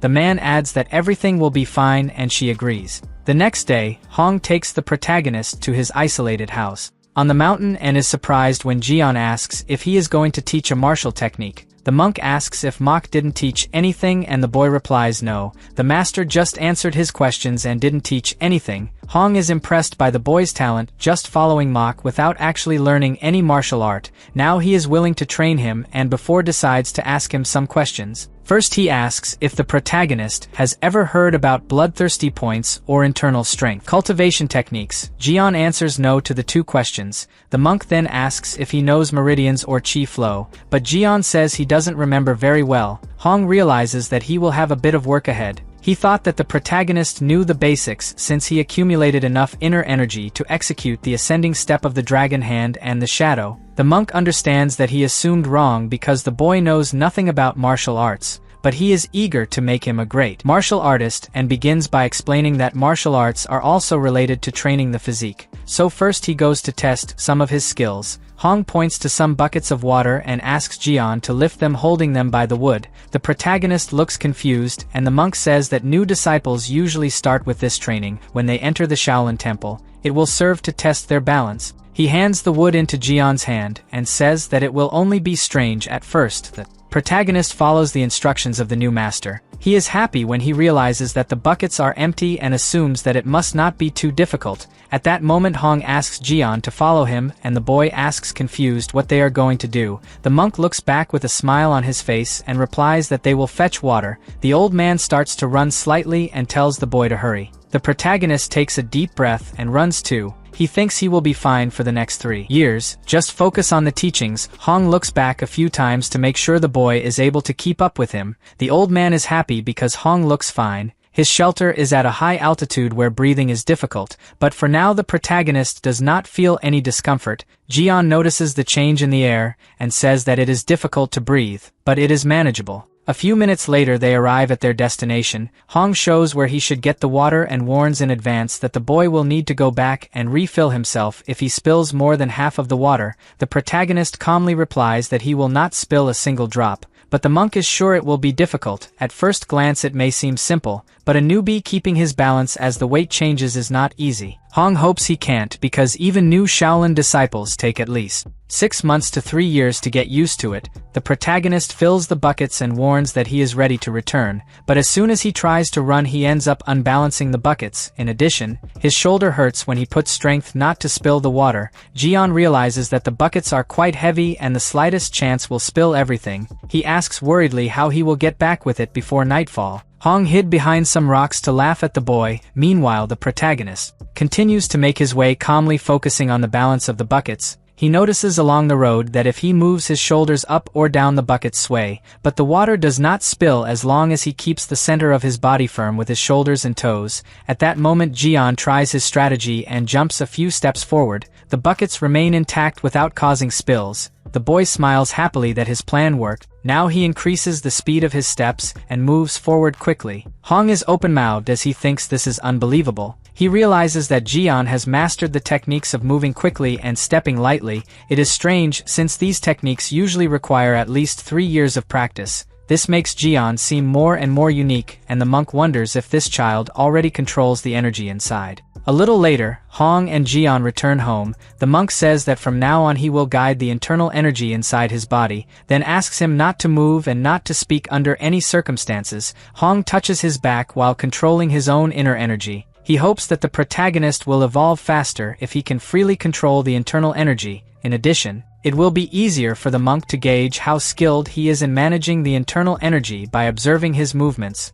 But at that moment the monk has an unpleasant discovery. He can't see Jian's internal energy because some strange power is blocking the entrance. Suddenly the internal energy that Hong sent into the protagonist's body simply disappears. The man jumps back in fright. He realizes that Jian's body has absorbed his energy. It is as if the protagonist's body stole energy from others for himself. This technique is called Star Demon Art. Some time later, Hong talks to someone that there is a large amount of internal energy stored in Jian. At first he thought he had learned some kind of demonic cultivation technique, but he showed no reaction even when he tried to consume his true energy. It's as if Jian doesn't know how to use his own internal energy. Mok replies that the protagonist really doesn't know how to use internal energy. The monk shouts in surprise, realizing that Mok didn't even teach the boy the basics. Mok listens to the monk speak while taking care of his crops. Hong questions how the protagonist doesn't know how to use his own internal energy if he knows how to meditate for more than half an hour and run up a slope carrying 2 buckets of water weighing at least 5 kilos. Mok takes a deep breath and replies that Jian has been following him for 7 years. Hong says that if that's true, maybe the boy is a genius. Mok says that Jian achieved success by mere coincidence. This is nothing more than Simsing. Simsing means that the energy follows naturally when the mind is calm. Mok believes that the protagonist is not aware of the energy, but she is still moving alone inside her body. Hong finds the conclusion of the facts very interesting. It is the answer to all the questions. The man also concludes that the Shaolin Temple is dumb for not noticing the value of this child during these 7 years. Mok asks what he is talking about. Hong says that everyone knows that the Shaolin Temple carries on its back the supreme being called Buddha, the invincible supreme being who always takes care of the temple. He thinks Jian is a gift from Buddha to Shaolin and now feels that there is no need to teach the theory of infinite harm to him. Mok watches the monk silently. The scene changes to a little later. Hong begins to teach some martial arts techniques to Jian. He begins by introducing Muriang's,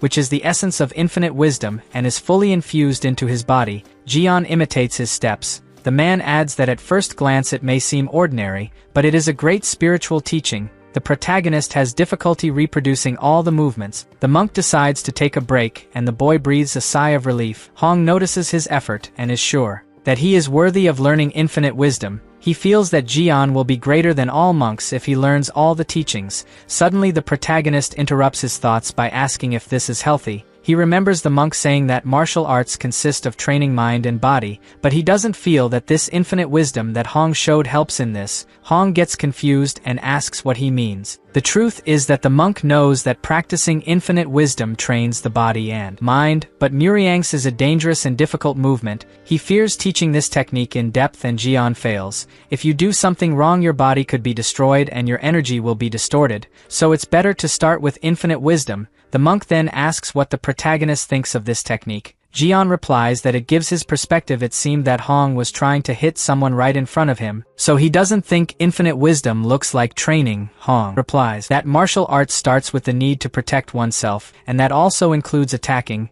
Jian asks if it is really necessary and remembers that when his family traveled to some dangerous place, his father always hired a warrior to protect the carriage. Hong is surprised to realize that the boy does not feel the need to attack anyone even to protect himself. He calmly explains that Jian can learn martial arts and not necessarily hit people. He can use the techniques for his own benefit. The protagonist replies that anyway he still thinks that this infinite wisdom is difficult. The monk agrees. To perform the technique you need to feel the flow of energy in at least 6 of the 12 main meridians and 2 of the 8 extraordinary meridians simultaneously. For now he will start teaching you how to circulate your energy step by step. Jian quickly cheers up and Hong notices his enthusiasm. He warns that tomorrow the new training will begin and Jian is released for today. The protagonist goes down the mountains reading a book about the meridians. He is focused on his studies, but suddenly stops when he feels a different sensation. Jian soon realizes that it is energy. He looks around looking for the person responsible and finds no one.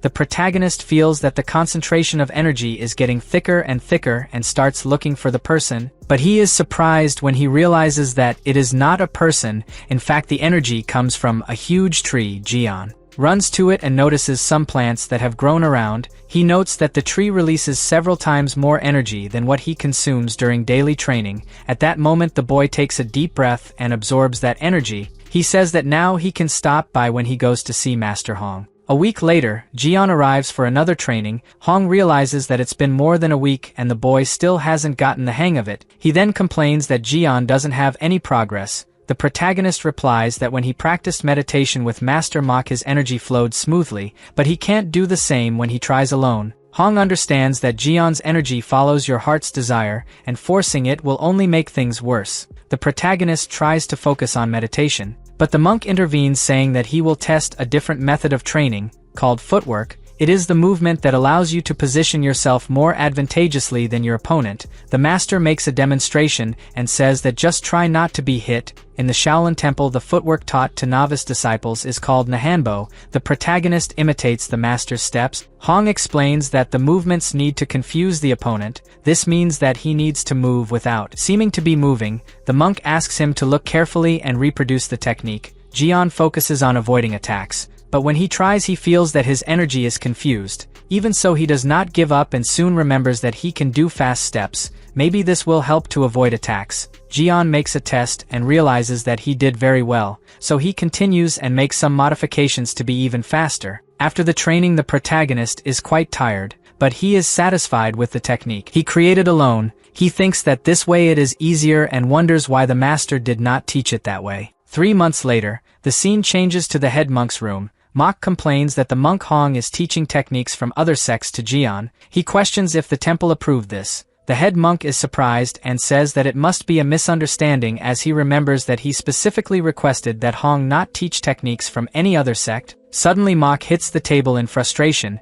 and says he saw it with his own eyes. The protagonist used the footwork of the Kunlun sect and the Gongdong sect. He fears that these teachings will harm Jian. The chief monk calmly replies that only 3 months have passed and the boy seems to be able to learn everything very fast. Mok asks surprised because the chief seems calm even after knowing this. The man replies that he actually always thought that Jian could observe and reproduce Hong's techniques on his own. Finally the chief monk says that there is not much they can do now and advises Mok to return home. Mok leaves the Shaolin Temple completely indignant. He feels that he is the only one who wants to protect the protagonist. Meanwhile, the head monk thinks that even if Jian was favored by the Sword Saint, it would take more than 20 years for him to become a talent within the temple. To make matters worse, it is clear that the protagonist has no appreciation for martial arts, but now he can only hope that Hong teaches well. Suddenly his disciple warns that Elder Wanho is there to see him. The chief monk is surprised and says that he can let him in. Wanho is the head of the Precept Academy inside the Shaolin Temple. He greets the monk and warns that his disciples have sent alarming news. It seems that the Wu Nashirzuan are up to something unusual. Wu Nashirzuan is a group that contains the 10 best martial artists currently active in the martial world. The actions of just one member have the same weight as an entire sect. The chief monk asks if he has any details about the group. Wanho found out that recently they have been observing the Shaolin Temple. It is likely that more sects are watching. The monk Wanho fears that it is not a coincidence, since the Wu Nashirzuan have started to keep an eye on the Shaolin since the Sword Saint visited the temple and met Jian. The chief monk asks him if he thinks the Wli Nashirzuan are moving because of this. Wanho reminds him that Hong masters several martial arts of these sects, so it is likely that the enemies are afraid of Jian also learning his martial arts. It is normal for the sects not to stand still if they know that there is a child inheriting Master Hong's progress. Wanho also blames the chief monk for allowing the protagonist to be Hong's disciple. The chief monk takes a deep breath. He knows that Wanho is practically a leader among the Yuan disciples.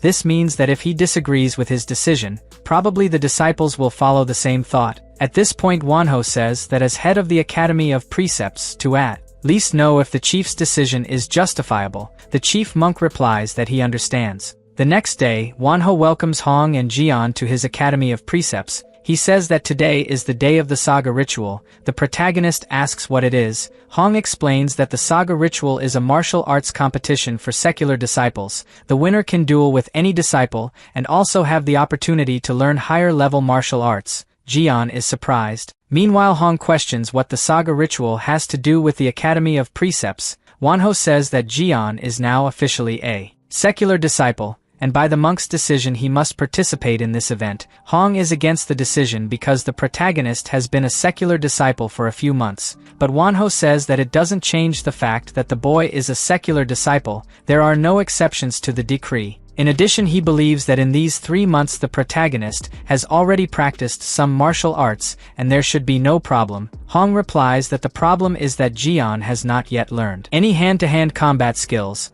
Wanho is surprised and asks what he has learned during this time. The monk Hong replies that the protagonist only learned footwork. Wanho turns to the boss asking what they will do. The boss says that Jian can participate in the event to gain experience. It will be great to see the results of his training with Master Hong. The monk Hong accepts the challenge and is eager to see the shock of the Shaolin Temple when he sees the movement of Jian's feet. Wanho decides to give some days for the protagonist to train, then in a week he will face the winner of the tournament. Hong is against having a close match, but the head monk defends Wanho's idea. He thinks that if Jian participates in an open fight and loses, it will cause a big uproar among the disciples. Hong shouts that they can do whatever they want. He accepts the challenge even without understanding why they insist that Jian participate. Without combat training, the chief monk directly asks the protagonist if it's okay for him. Jian replies that he understands that he is now a secular disciple of Shaolin, but asks if he can get out of this duel. The head monk replies that he may find that his skills are not up to par,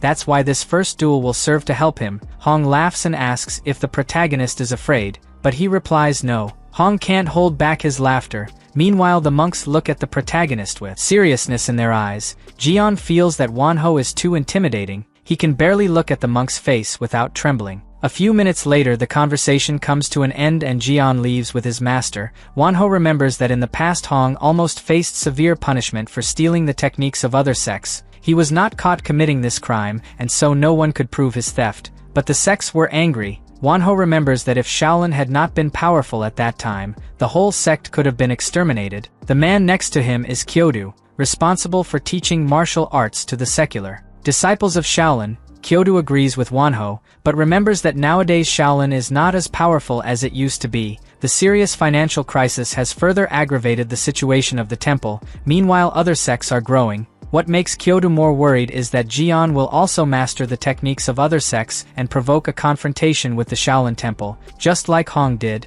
Wanho says that if this happens again, it will be difficult for Shaolin to recover this time. Kyoto replies that he has a plan for this not to happen. He is the judge of this secular disciple tournament, then if he sees Jian using martial arts from another school, he will take care of it immediately before Hong can intervene. Wonho thinks that even if something dangerous happens, even Hong will be powerless to stop him, so it's better to solve it while there is still a chance. Kyoto agrees and says he will take care of it. Wonho knows that plotting against other monks is an unforgivable sin, but he also knows that the temple will not be able to recover from a confrontation with other sects, so he is willing to take the consequences to protect Shaolin. The next day arrives. Hong has already taught how to avoid attacks, but he has not taught how to dominate his opponent. He explains to the protagonist that the boy can win the fight by dodging, so he will explain how to do it today. Jian gets excited. The monk begins the demonstration while explaining that what he is doing now is the first technique of the Shaolin Fist, called Diamond Fist. It is a martial art that seeks hardness and resilience. At that moment the monk jumps on the ground and kicks some stones. The protagonist thinks it is fantastic that the ground shakes every time the master takes another step. Hong continues to explain that the Diamond Fist does not seek speed. Its essence lies in weight and firmness. This means that the whole body must become as solid as diamond. The protagonist says that he understood everything and the master adds that now he must do the first movement, called the Mountain Crushing Fist. The training begins and Jian has difficulty making the movements while screaming. He says that it is very difficult and definitely using force while screaming does not suit him. For a moment the boy even regrets having accepted to participate in this. A few minutes after Jian falls to the ground exhausted, Hong notices that unlike footwork, the protagonist is having difficulty with this fist technique, but he remembers that the boy modified footwork to learn, so he has an idea. Hong says that Jian can feel free to adjust the fist technique and adapt it to his body in the best way. The protagonist asks surprised if he can really do it. The monk replies yes, but says that he must remember that there is a reason for every movement, even screaming has a purpose. The protagonist happily replies that he understands. After that Hong leaves him alone to do his own training. Jian makes the first attacks with his fist while screaming. He follows the master's instructions because screaming strengthens his core and consequently his clenched fists also gain more power. So this part the protagonist has not changed from the original training. What he intends to adapt is the landing on the ground. Whenever he presses the ground with his feet, his center of gravity is directed forward instantly. At that moment the protagonist makes an attack sequence, focusing on where he has the most problems. The monk observes through the door the boy's effort, then realizes that Jian really concentrates better when he is alone. Meanwhile the protagonist seems to have identified what he can modify in training. He noticed that his center of gravity shifts forward more efficiently when he attacks. This means that all the strength of his body gathers in one place. The protagonist comes to the conclusion that it is just a method to punch harder, so he decides not to follow the master's movements because he believes that concentrating his weight on the punch is enough. Some time later Hong finally wakes up.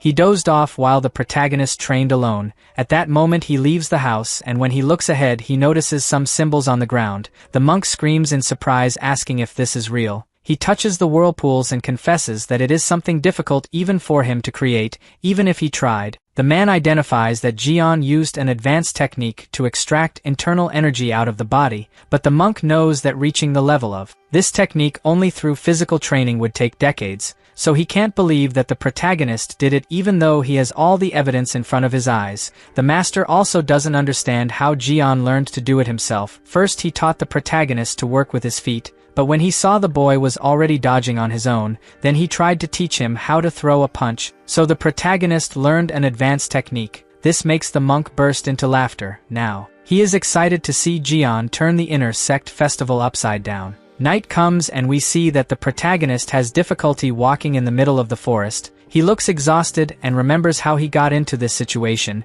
In the morning Jian was training alone and had the brilliant idea of changing the center of his body to the fist. He was sure it would work, but suddenly the energy of his body started to move uncontrollably. In an instant the muscles of his entire body contorted as if they were being squeezed and deepals came loose. That's when he felt a wave of power drive him. The protagonist tried to resist but couldn't because his center was completely displaced forward, so he fell to the ground and made that swirl drawing with his body. Jian remembers that it was one of the worst pains he has ever felt. Now he walks painfully while wondering if he will get better if he keeps practicing. He thinks he can lessen the pain if he only regains some energy. The next day, the scene changes to Mok's house and he screams to wake up the protagonist. Jian jumps in fright and asks how he got here. Mok says that it took him a long time to come back last night and that's why he had to look for him, but found him lying on the floor. The protagonist apologizes to the master for causing concern and replies that he must have lost consciousness without realizing it.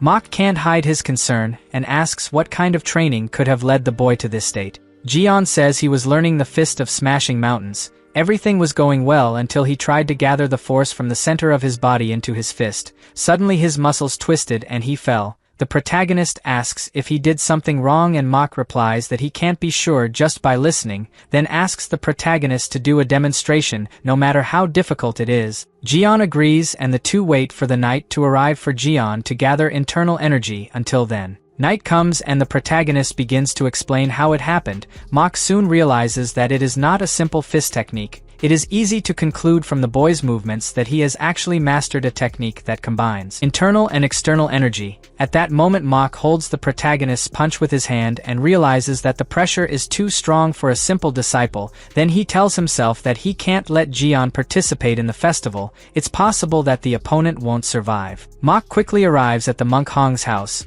The guy rudely asks what he's doing there. Mok says they have to prevent the protagonist's participation in the festival. Hong asks what nonsense he's talking about. The protagonist's first master says that the fight will be very dangerous because the boy still can't control his power. Mok fears that a serious accident will happen at that festival. So he angrily asks why the hell Hong taught such a dangerous technique to a child who doesn't know how to control his own power properly. Hong shouts that he didn't teach anyone anything. Mok demands that he stop pretending he doesn't know and adds that the opponent may not resist Jian's punch. A mistake can cost a life. Hong calmly replies that a martial artist should not fear for his life. All disciples should understand that life is not so precious when they enter the temple. Mok finds this line absurd and realizes that the master has not changed at all. He tries to change Hong's thinking by saying that he is sure that his parents would not be happy if he had an accident during training. In addition, the monk also asks him to think about the good of the protagonist. Hong asks angrily why Mok is trying to intervene in the boys' fight if he doesn't even know how Jian would feel if he fatally injured someone.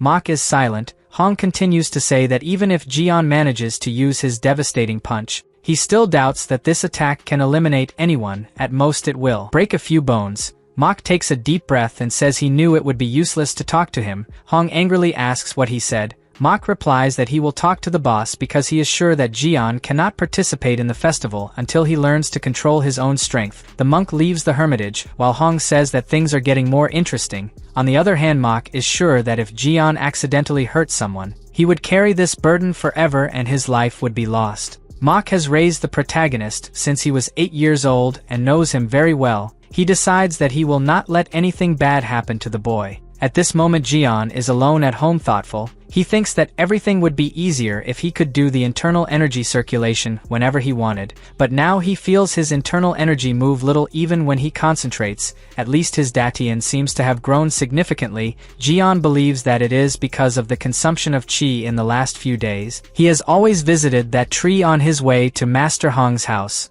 The protagonist gets excited realizing that maybe he can increase his strength if he continues to consume qi, but he remembers hearing Mok talking about the strength of his punch and fears causing an accident for that. The boy finally understands that what he must do now is learn the circulation of internal energy. That's the only way to control your strength. The scene changes to the Shaolin Temple. Mok argues with the chief monk saying that Jian can't fight. The chief asks if he has to talk about this matter at this time. Mok gets annoyed and asks when he should talk about the situation. The head monk turns his back by saying that this is not something he can decide on his own. First he will have to ask the opinion of Hong and the disciplinary cabinet. Mok makes it clear that if he lets Jian participate in the festival, the other child will get hurt, so he asks if it's okay for the boss to let this happen. The chief monk replies that he will be watching the battle along with other elders. The temple will be able to cope even if an unexpected accident occurs, and if things get really critical, just take a great refinement pill.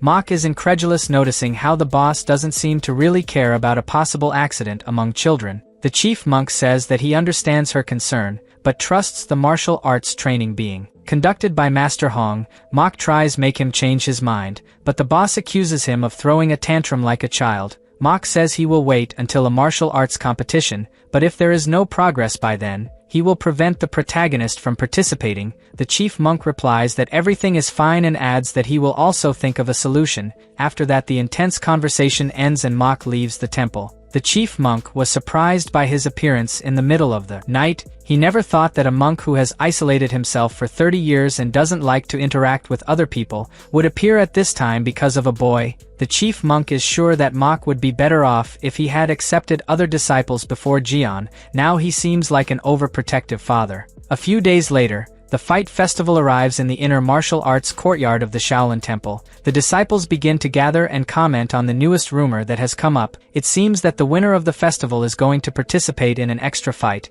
A 16-year-old boy named Wang Mu asks who the opponent is. The disciple replies that he heard that it is a boy that Hong is teaching. The conversation spreads among the students, and they say that this disciple is someone lucky. Learning martial arts with such an incredible expert is luck for few. Suddenly someone says that it seems that this boy has been a secular disciple for less than half a year. The students are surprised without understanding why he would fight someone longer than him in the temple. Someone says that as much as this boy is a prodigy, it will still be difficult to beat a secular disciple who has been in the temple for at least 5 years. Wang is silent, listening to the conversation. At that moment, the subject changes and someone says that he heard rumors about Mu Jin Sahu having returned. He has a great reputation in the martial world for subduing many evildoers during his journey to the martial world. The disciples say that they want to be like Mu Jin Sahu. They would be satisfied just by being in the same place. One of the disciples remembers that out of everyone here, only Wang could have the chance to meet Mu Jin. Since he is the best among them, someone comments that even Wang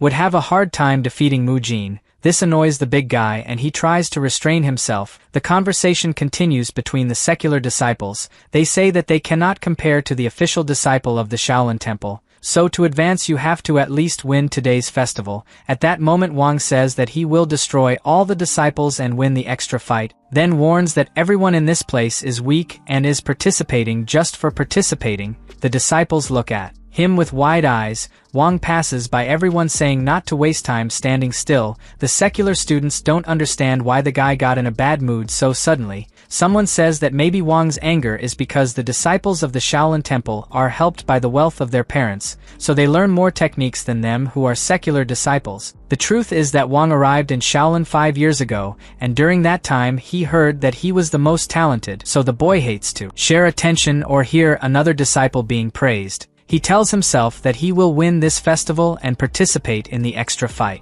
In the following days the protagonist continued training and eating well. Wang fought fiercely at that festival and moved on to the next stage. The day of the extra match finally arrived and the monks gathered in the hall. They talk about the talented young man named Wang who won the competition and will face Jian. One of the monks says he heard that Hong is teaching this newcomer personally. Although he is anxious, it is good to remember that Jian has been learning martial arts for a few months and for him it is impossible for the boy to beat Wang. Hong is so angry hearing this that he feels that soon he will explode. He can't wait for Jian to come in and shut up these men. Mok is also present among the superiors. At that moment someone shouts that they are coming. The protagonist and Wang walk together. Kyoto will be the judge today. Jian notices that his opponent seems a little angry. Kyoto calls the boy's attention and gives some orders, especially what he can or cannot do in the duel. The protagonist realizes that there are a lot of monks even though the event is secret. He looks to the side and sees his former master there. Jian notices that Mok is separated from all other men. He is sure that that bald man is worried about him and promises that he will not disappoint him. Mok notices that the protagonist is trying to stay calm. During the last week, he tried to help the boy control his internal energy, so he is anxious to see everything working out. At that moment Kyoto finishes saying the rules and says that the duel will start. The boys face each other. The protagonist observes his opponent a lot and remembers that they said they were the same age, but at first glance he thought that Wang was older. He concludes that it must be because of his physique. At that moment Wang presents himself with a smile on his face. For some reason he thinks that the protagonist is the son of some emperor. This is because on the day of the festival the disciples said that the opponent would be someone very rich. The protagonist responds the greeting cheerfully. Wang slightly makes a fighting position and says that the match is about to begin. An awkward silence falls over them. Wang realizes that the protagonist has not moved a single step and asks if he will not fight. Jian continues in the same position and replies that he is ready to fight. Wang begins to think that the protagonist is mocking his face and asks what he learned during training with Hong.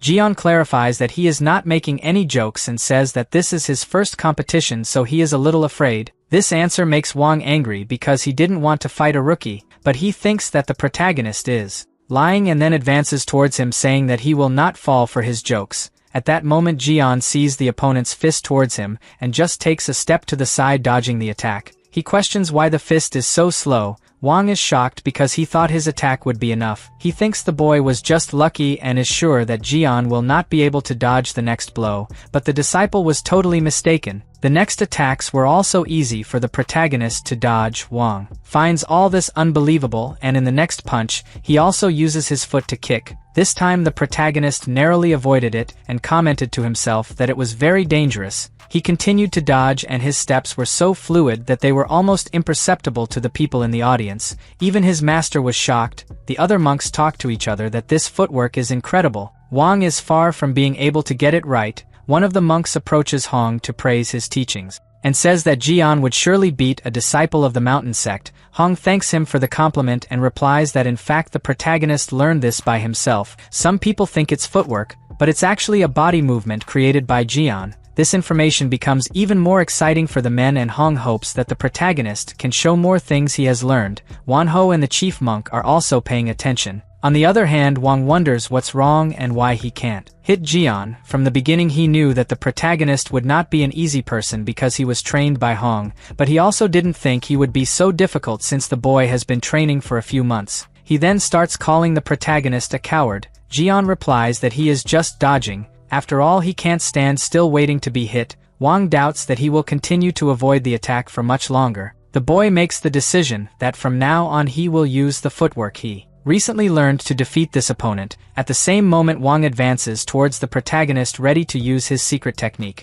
Jian is surprised because now he can't assume where the boy is going to attack. He is too fast. The monks also notice the protagonist's confusion and say that this time he is being pressured. At that moment Wang finally finds an opening and reappears behind Jian ready to throw a punch. He concentrates and then attacks, but the protagonist already expected this blow and again dodged, shocking the monks in the audience and Wang himself. Jian says that this was close. At that moment the monks notice something wrong in Jian's defense, and someone comments that this is the shared palm technique, a technique from another sect. Hong quickly defends his disciple, saying that monks should look properly. The men turn their attention to the protagonist and realize that they made a mistake. They say that in fact the technique that the boy is doing is that of the indestructible body. Someone asks how a person learns one of the 5 most difficult techniques of the temple in less than 4 months. Hong is annoyed that the monks keep claiming that this is a technique. He explains that at first he also thought it was the shared palm technique, but if he looks closely he realizes that it is just the basic indestructible body technique modified for better posture. It means that Jian has fully adapted.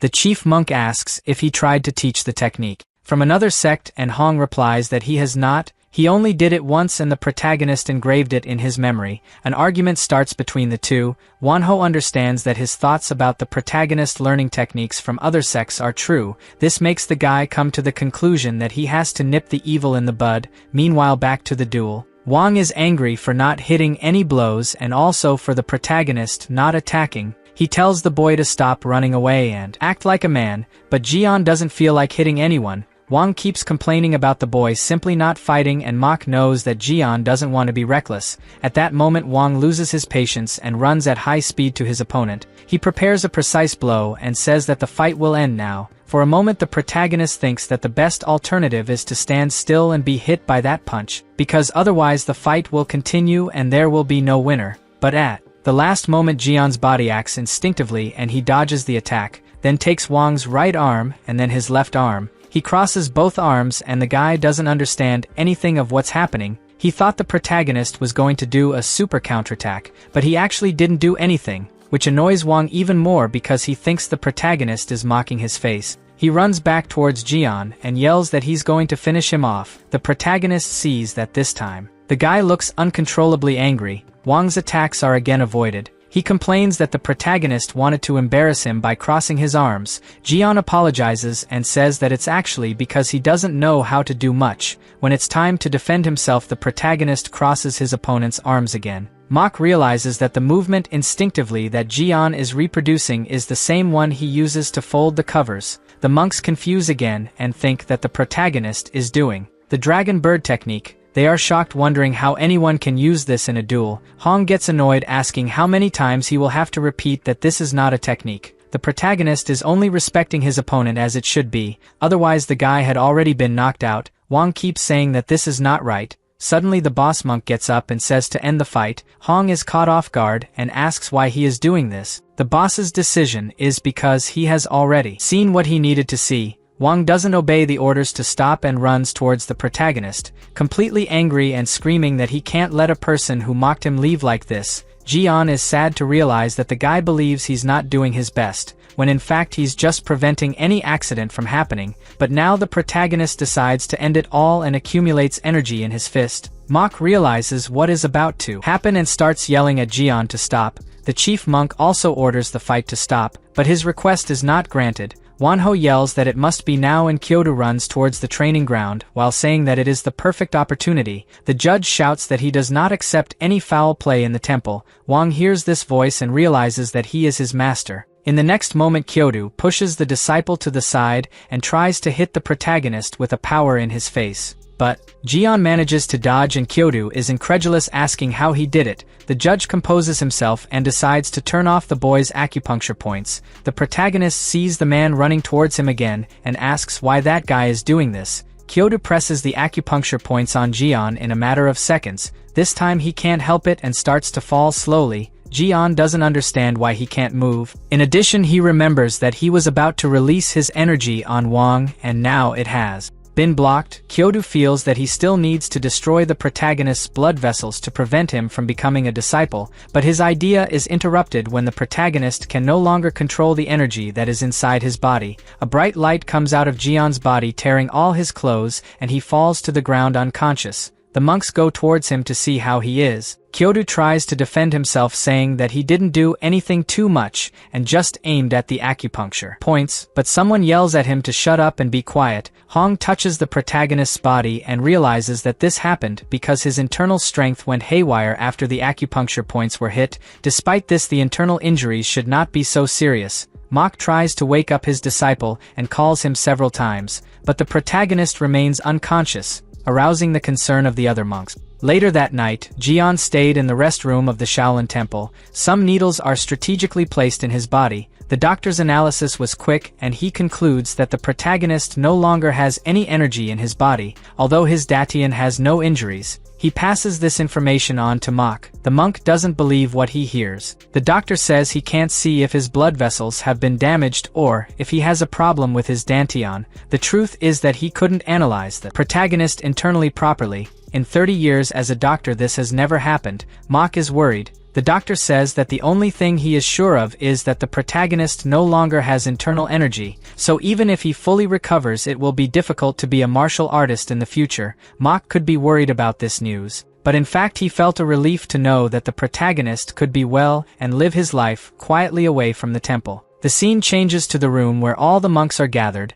They talk about what happened to the protagonist. The reality is that no one had witnessed something like this happen before. Even Hong confesses that he didn't expect it. One of the monks says that maybe Jian activated the internal energy by accident during the attack. This is the only explanation he can find. The other monk comments that for a child to be able to release his energy along with the strength of infiltration is practically impossible, so he doesn't understand how one boy managed to do that. The other guy replies that maybe it was thanks to Hong's teachings. Soon the blame falls on Hong's shoulders. He screams in anger, asking why they are putting the blame on him, since everyone saw that in fact who caused all this was Kyoto and Wanho, who interfered in the fight. At this moment, one of the monks tries to calm the situation. but Hong sees no choice but to give a rejuvenation pill to the protagonist, so he demands that the superiors deliver the medicine now. Suddenly someone knocks on the door, interrupting the conversation. Mok enters and says that he just talked to the doctor. It seems that the protagonist has completely lost his internal energy, and it will be difficult to continue as a martial artist. The monks ask worriedly what will happen now. Hong asks Mok to explain. The monk says that it is exactly what they are thinking. The protagonist will recover and have a normal life as an ordinary person. Hong does not want Jian to stop being a disciple and shouts for the boss to deliver the rejuvenation pill, but the chief monk asks him to give it up because it's time for the protagonist to go back to being an ordinary person. Hong angrily asks if they are really giving up on the most talented disciple who ever stepped foot in the Shaolin Temple. At this point, Wanho entered the conversation, arguing that the protagonist should stay out of it because the temple received a message in the last few days, informing that the top 10 martial artists are keeping an eye on them. Hong asks what the demon cult has to do with Jian. The answer is simple. The Wu Nashirzuan hold a grudge against the Shaolin Temple, and after the Sword Saint visited Shaolin, it seems that the other members of the Wu Nashirzuan have been contacted. Wanho shouts that they need to understand the gravity of the situation. It is obvious that the group of the top 10 martial artists hates the Shaolin Temple for Hong having stolen their martial arts and fears that their inheritance will be passed on to the protagonist. Mok is scared because he did not know that the case was so serious. On the other hand, Hong finally understands why they are trying to abandon Jian, but he is not afraid of the Wu Nashirzuan group and says that he cannot give up on someone as talented as the protagonist because of other sects. Hong also asks for the opinion of the chief monk, since he was the first to say that he wanted Jian in Shaolin. The chief monk takes a deep breath and replies that he doesn't think the top 10 martial artists in the world are only hunting a single disciple. He thinks he has another reason why the temple is being watched by the Wu Nashirzuan. That's why he thinks that the protagonist should stay in the temple until the true reason is revealed. But if they are after them because of Jian, it is obvious that they will not let the temple ruin because of a single child. This answer angers Hong, and he realizes that the temple created this extra duel to check if the protagonist was using techniques from other sects. He starts cursing the other monks and decides to leave before he hurts anyone. The head monk recognizes that he was very greedy. He made a lot of mistakes when he didn't think about Jian's future being taught by someone like Hong. The head monk knows that Hong committed several crimes in his youth and didn't change anything as he got older, so it was natural for him to pass on the stolen martial arts to the protagonist. Now the chief monk feels guilty for putting a child in the middle of it. 3 days later, the scene changes to the nursing home in the Shaolin Temple Shrine. At that moment, someone warns the doctor that they are feeling an uncontrollable hunger and asks if this is normal. Hyo looks at the protagonist and replies that he has suffered significant internal damage, now needs true energy to heal his injured organs and blood vessels. As the protagonist does not have any internal energy in his body, they will have to replenish the energy with food. Jian asks surprised if the food produces internal energy. The Dr. Hyo says that the energy is in some ingredients in the food. They opted for this method to take a break from medicine, but there is something that the protagonist will be able to use without worrying. The man then starts to go through his bag and says that he brought him an herb. Hyo presents a very precious herb called the three-globe leaf. Its value is so high that it was nicknamed 2,000 gold. The protagonist holds the herb in his hand, impressed by beauty. The doctor recommends that the protagonist prepare it as tea and chew it whenever he is bored. He is sure that he could find more precious herbs if it were on Shaolin Mountain, but it is forbidden for those who harvest. That's why the man asks the protagonist not to tell anyone about this precious herb to avoid misunderstandings with the monks of the temple. Jian agrees to keep secret. Hyo then says goodbye to his patient and says not to forget to take the medicine at the right time. The doctor chose an herb that has a strong concentration of yang energy to help the protagonist regain his internal energy back, but the protagonist totally ignored the instructions on boiling and drying the herb. He ate the plant without even washing it. Jian is surprised by a sweet taste, and when looking closer he has a familiar feeling of having seen this herb before. Outside, the Dr. Hyo meets the monk Mok, who anxiously asks how the protagonist is. Hyo, unfortunately there is not such good news. Jian's progress is good for a normal person, but he has no internal energy. The doctor thinks that the chi is not flowing because his blood vessels are blocked or damaged. Mok gets angry and asks how the doctor still doesn't know why Jian's internal energy is gone. Hyo replies that the boy's body is complex, and even though the meridians are healed, there is nothing he can do. He believes that the protagonist will be cured if he drinks some elixir. Mach realizes that he needs the rejuvenation pill. On the other hand, Dr. Hyo feels very pressured taking care of this child. Every day some monk appears asking about his condition, and they want to receive an immediate answer. A little later, the chief monk visits Jian and notices that the boy looks better. He is pleased with that, but he came here because he has an important question to ask. He questions why the protagonist used chi release even though he knew he would hurt the opponent. Jian immediately replies that he did it because he felt sorry for Wang. The chief monk does not understand what he means. The protagonist explains that he made the opponent very angry for not knowing how to fight. Initially the monk encouraged him not to use the chi release, but he decided to use it anyway because he wanted to convince Wang that he was an opponent. The boss understands what Jian wanted to do. It is natural that the students want to show what they are capable of. In addition, the protagonist does not seem to have done it on purpose either. At this moment the head monk sits on the bed and asks what the boy thinks of not knowing how to use martial arts. Jian is sincere and replies that he finds it inconvenient to duel with someone who does not know how to fight because it can cause an accident, but he doesn't mind not knowing how to use martial arts. In fact, he just accepted to be a disciple hoping that time would pass faster and he could return home. The boss says that now he can't use martial arts anymore and asks how he feels about it. Jian happily says that he is relieved because being a disciple was never his dream. The monk realizes that this child is really different. Many disciples had accidents and needed the elixir, so they murdered and betrayed people for it, but the protagonist easily accepted his fate. The boss thinks that if everyone thought like this child, at least there would be no useless sacrifices. At that moment the head monk tells the protagonist that he can stay in the temple as long as he wants even if he can no longer use martial arts. Jian thanks him but says he wants to go back to Mach's house. The boss remembers that the doctor recommended staying a few months to recover. The protagonist replies that he prefers to stay with Mach. The monk then says that he can be at ease.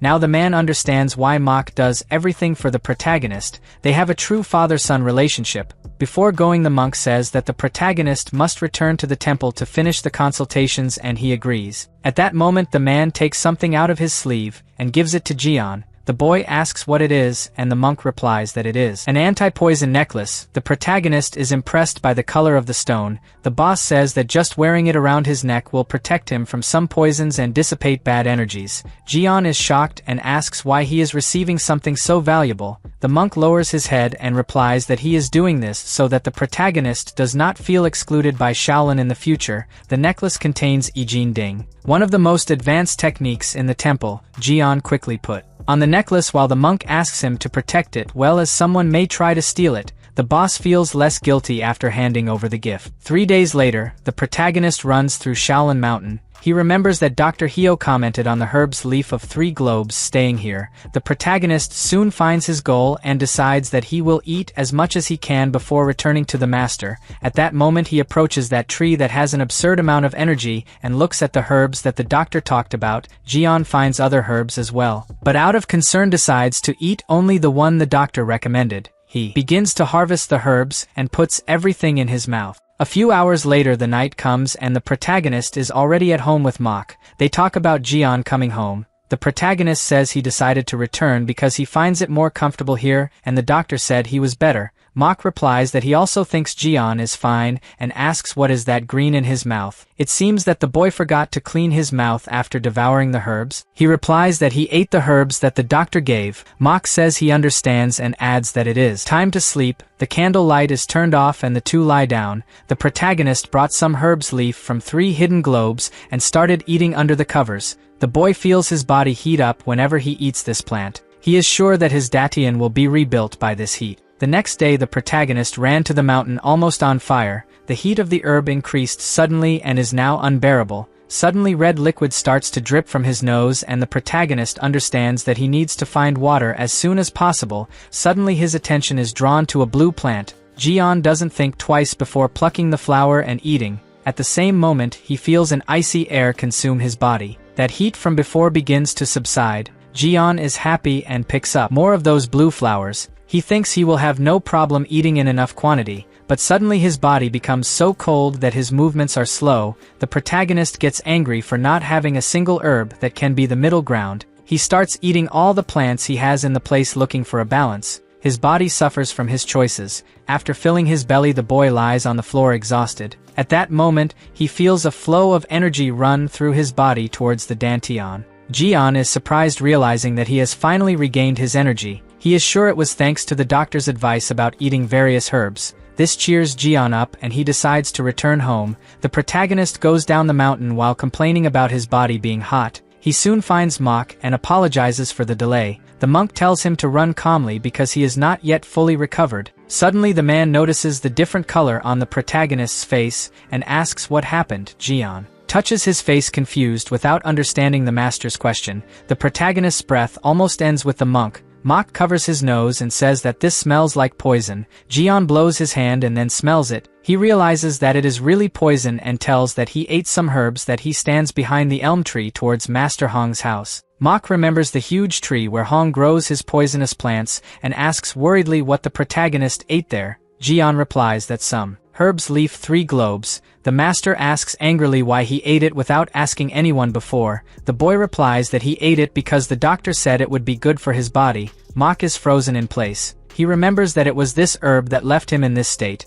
but he will not allow the protagonist to end up like this either. He is sure that Hong is involved. Jian tries to say that Hong has nothing to do with it. Mok is surprised. The protagonist adds that it was thanks to the herbs that his internal energy returned. The monk looks startled. A little later Jian reports everything he did. Mok says that there are many poisonous herbs in that place, so from tomorrow he doesn't want the boy to go there, or go near Hong's house. Jian is silent and the master calms down. He says that he is happy that his internal energy has returned, now that his body is healed. It's easier to absorb energy. Mok realizes the anti-venom collar and asks surprised where he found it. The protagonist replies that it was the chief monk who gave it to him. Mok says that it was thanks to the necklace that he was fine after eating the poison herb, but warns that to use it correctly you need to hold it in your mouth. Jian replies that he knows. Meanwhile Mok wonders why the chief monk gave something like this. He remembers that the cultivation of internal energy using yang herbs and yin poison herbs are only used in sects that practice poisonous martial arts. He wonders what the chief monk could be up to. Suddenly an idea comes into his head, and he suspects that the chief wants to teach forbidden arts to the protagonists.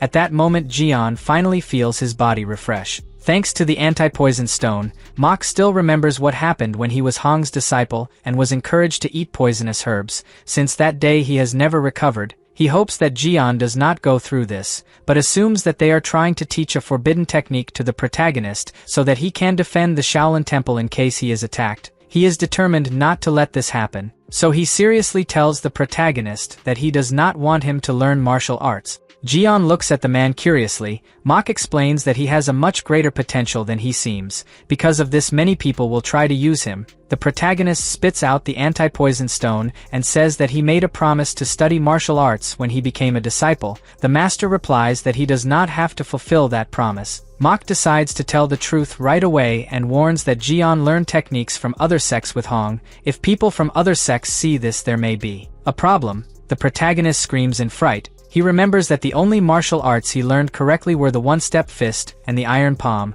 Mok says that Hong said he had only shown the technique of the other sects once, but it seems that it was enough for the protagonist to imitate the steps. Jian asks how Hong knows the techniques of the other sects. Mok didn't want to tell who the real master was, but he couldn't make Jian curious. He then asks the boy to sit down because it's going to be a long story. The next day, Hong arrives to see his poisonous weeds as usual and finds the place totally clean. He realizes that someone stole his weeds and in addition created other crops. Hong angrily asks who did this to try to deceive him. He realizes that the thief created a formation so that he would not be discovered. This makes Hong angrier because in addition to his crop being destroyed, the thief also set up a formation to not let anyone get close to the herbs. Hong yells that he will solve it. Now, a few minutes later the monk Hong arrives at the Shaolin Temple. He immediately goes to the document room and asks the training monk for help in finding the smart guy who stole his crops. The monk asks if he is talking of the poisonous herbs behind the elm tree and Hong confirms.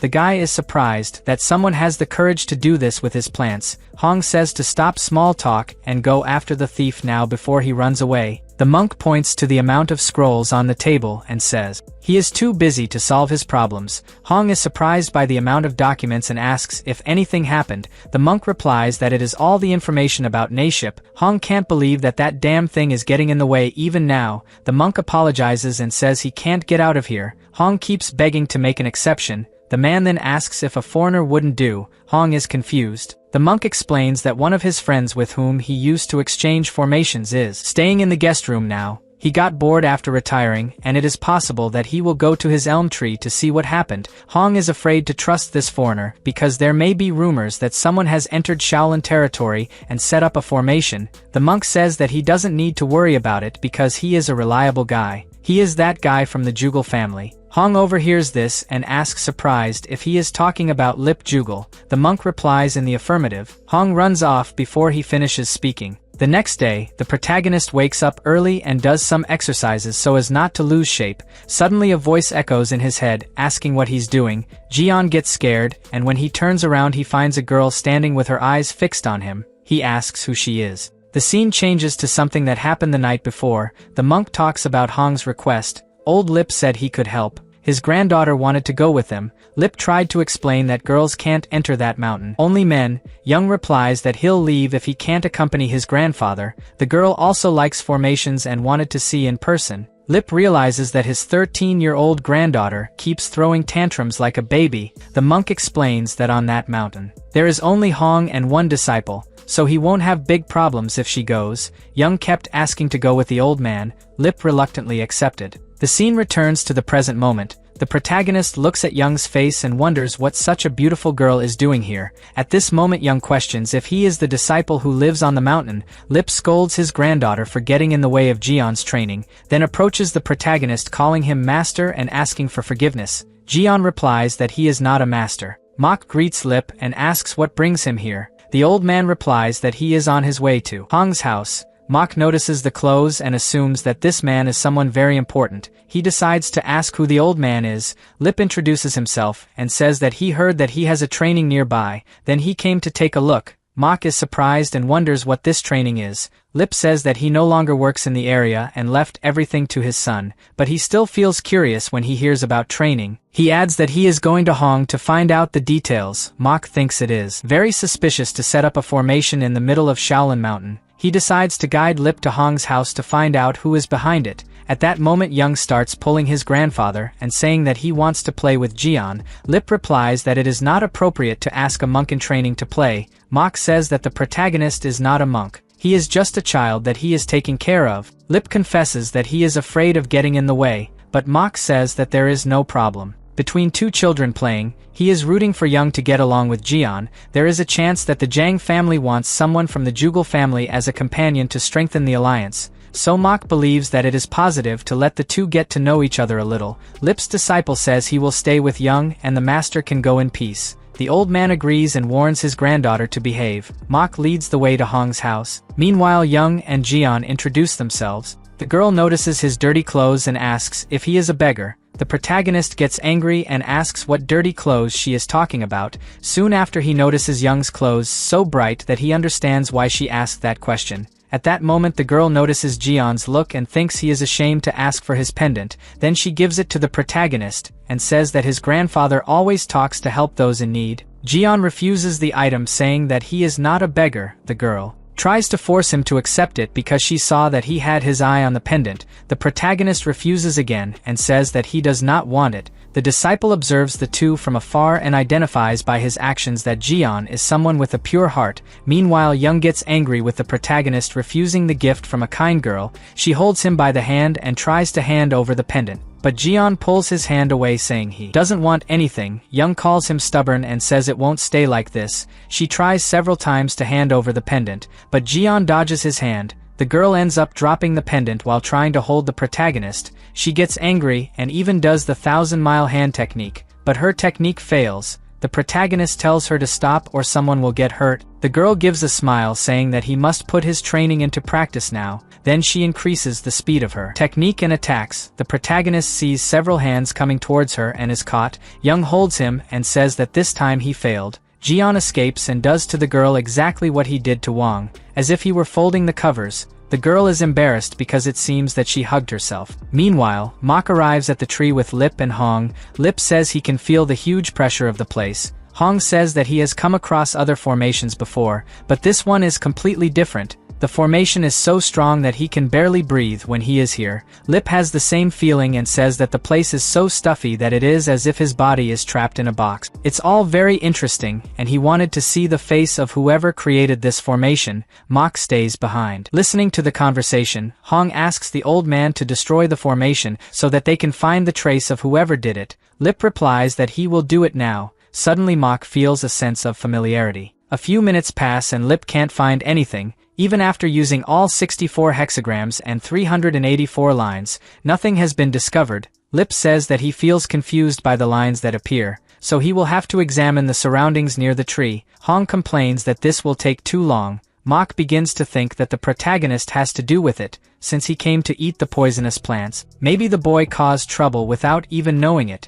but he doesn't understand why the two elders are so worried about it. So Mok approaches and asks what's so strange about this formation. Hong complains that he's here and hasn't helped at all so far. Lip decides to explain what is strange about the formation. It turns out that the person responsible for creating it made an illusion formation. He copied exactly the plants they already had so as not to be noticed. Hong asks why Mok seems so calm when the pressure of the formation is almost over his lung. Then he asks Lip not to pay attention to Mok and focus on what is important. Now it is clear to Mok that Hong is not involved in the fact that Jian ate the poisonous plant, but it is still strange that the protagonist has been given an anti-poison necklace. The monks continue to talk about the formation. Mok also begins to think that something is wrong, because a common thief would come in and steal the crops. He wouldn't waste time creating a lineup. Anyway, Mok knows it won't make any difference here, so let the two talk alone. The scene changes to the protagonist. The disciple runs to Young and asks if she's okay. He realizes that the girl is angry, but he also knows that it's her fault for attacking first.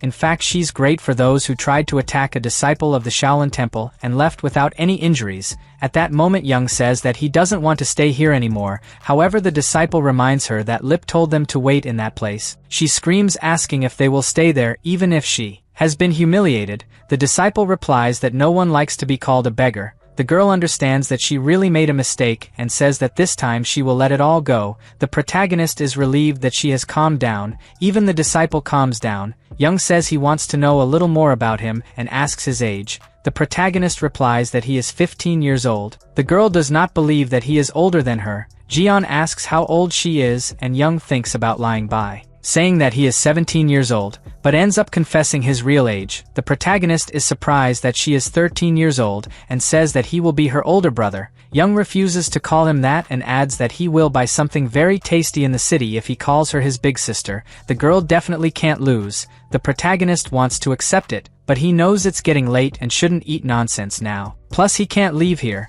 Young calls him boring and asks when he can go. Jian replies that he can only come home in 3 years. The girl is surprised and asks where his house is. He replies that he is in Shaanxi province. Young recognizes the place and says that he lives in Hubei province. The scene changes for the old men who so far have not found any clues. Hong gets angry and says that the rumors about the Jugal family being the best in formations must be a lie. Lip replies that maybe this is not even a formation. At that moment he walks through the plantations and shows that nothing happens. Hong realizes that he has been wrong all this time. He gets angry and asks who made this prank. Lip replies that it's better to investigate further because he still has some doubts, but he'll leave it for tomorrow. A few minutes later, the protagonist says goodbye to Young. The girl grimaces before leaving. Mok tells Jian that he realized that he enjoyed the girl's company. Maybe it would be better to go back to town. The protagonist asks if he forgot that there are still 3 years to go, but confesses that he really enjoyed Young's company. Mok says he understands and asks Jian to sweep the yard before entering the house. The protagonist agrees and looks towards Young smiling. It was the first time in 7 years that he interacted with another child like this. Jian is so happy that he intends to ask his parents for a sister when he returns home. One like Young, he hopes to find her in the future. On the way back to the temple, Young asks his grandfather what is the problem with his 1,000-mile hand technique. He replies that none and asks if anything happened. The girl replies that she fought that disciple and lost to him. The old man does not believe that Young accepted defeat. She says that she needs to learn another technique to have her rematch. but Lip says that this technique is recognized even by the Taoists as one of the greatest masterpieces, so if she couldn't win there's nothing to do. Young sadly replies that the technique that Jian used seemed much better. The old man is curious to know what kind of technique it could be. The disciple says that he thinks it's the dragon's claw. It was actually a little different from the traditional dragon claw technique. It was apparently modified. Lip then assumes that the protagonist used internal energy to enhance the technique, while Young still doesn't know how to infuse internal energy into the technique itself. The disciple says that from what he saw it seemed that the boy also didn't know how to use internal energy. Lip is surprised. He warns his granddaughter that she can train today because he will come back tomorrow to finish the job, so she can call the protagonist for a rematch. Young is anxious. The next day arrives. Mok takes care of his crops while the protagonist cleans the yard. He notices that the boy is very smiling today and has an idea. The monk asks why the protagonist won't see the girl. Jian is a little embarrassed, and he says that he even asked Master Hong if that child would come again today, but he replied that he didn't know. Mok worries because the protagonist can't go around talking to other people now that he's regained his inner energy. It's dangerous that they try to make him become a disciple again. The protagonist asks if he should hide this secret forever, and the monk advises him to hide it at least until he recovers. Jian is upset because he wanted to leave without worries. Suddenly his lamentations are interrupted by Master Hong, who complains about the temple having become a complete mess. Mok asks what happened and Hong says that he had a problem with Lip's clan. Now they are leaving and there is no one to investigate their formations. The protagonist is surprised and asks if Lip won't come today. Hong replies that he won't and adds that the clan was so angry with the whole situation that they don't want them to come back here ever. Again, Jian is sad because now he won't see Young anymore. Mok blames Hong and says that the protagonist was happy to finally make a friend. Hong tells the guy to stop being sentimental. The protagonist drops the broom and moves away from the men. He wonders how things got to this point. Jian remembers that he's scheduled to meet her in 3 years, but it will take a long time for the day to arrive. In addition, it seems that Lip's clan left the temple because Young faced the protagonist using martial arts from another sect. This makes the boy realize that martial arts are very important to some people, unlike him who doesn't care much.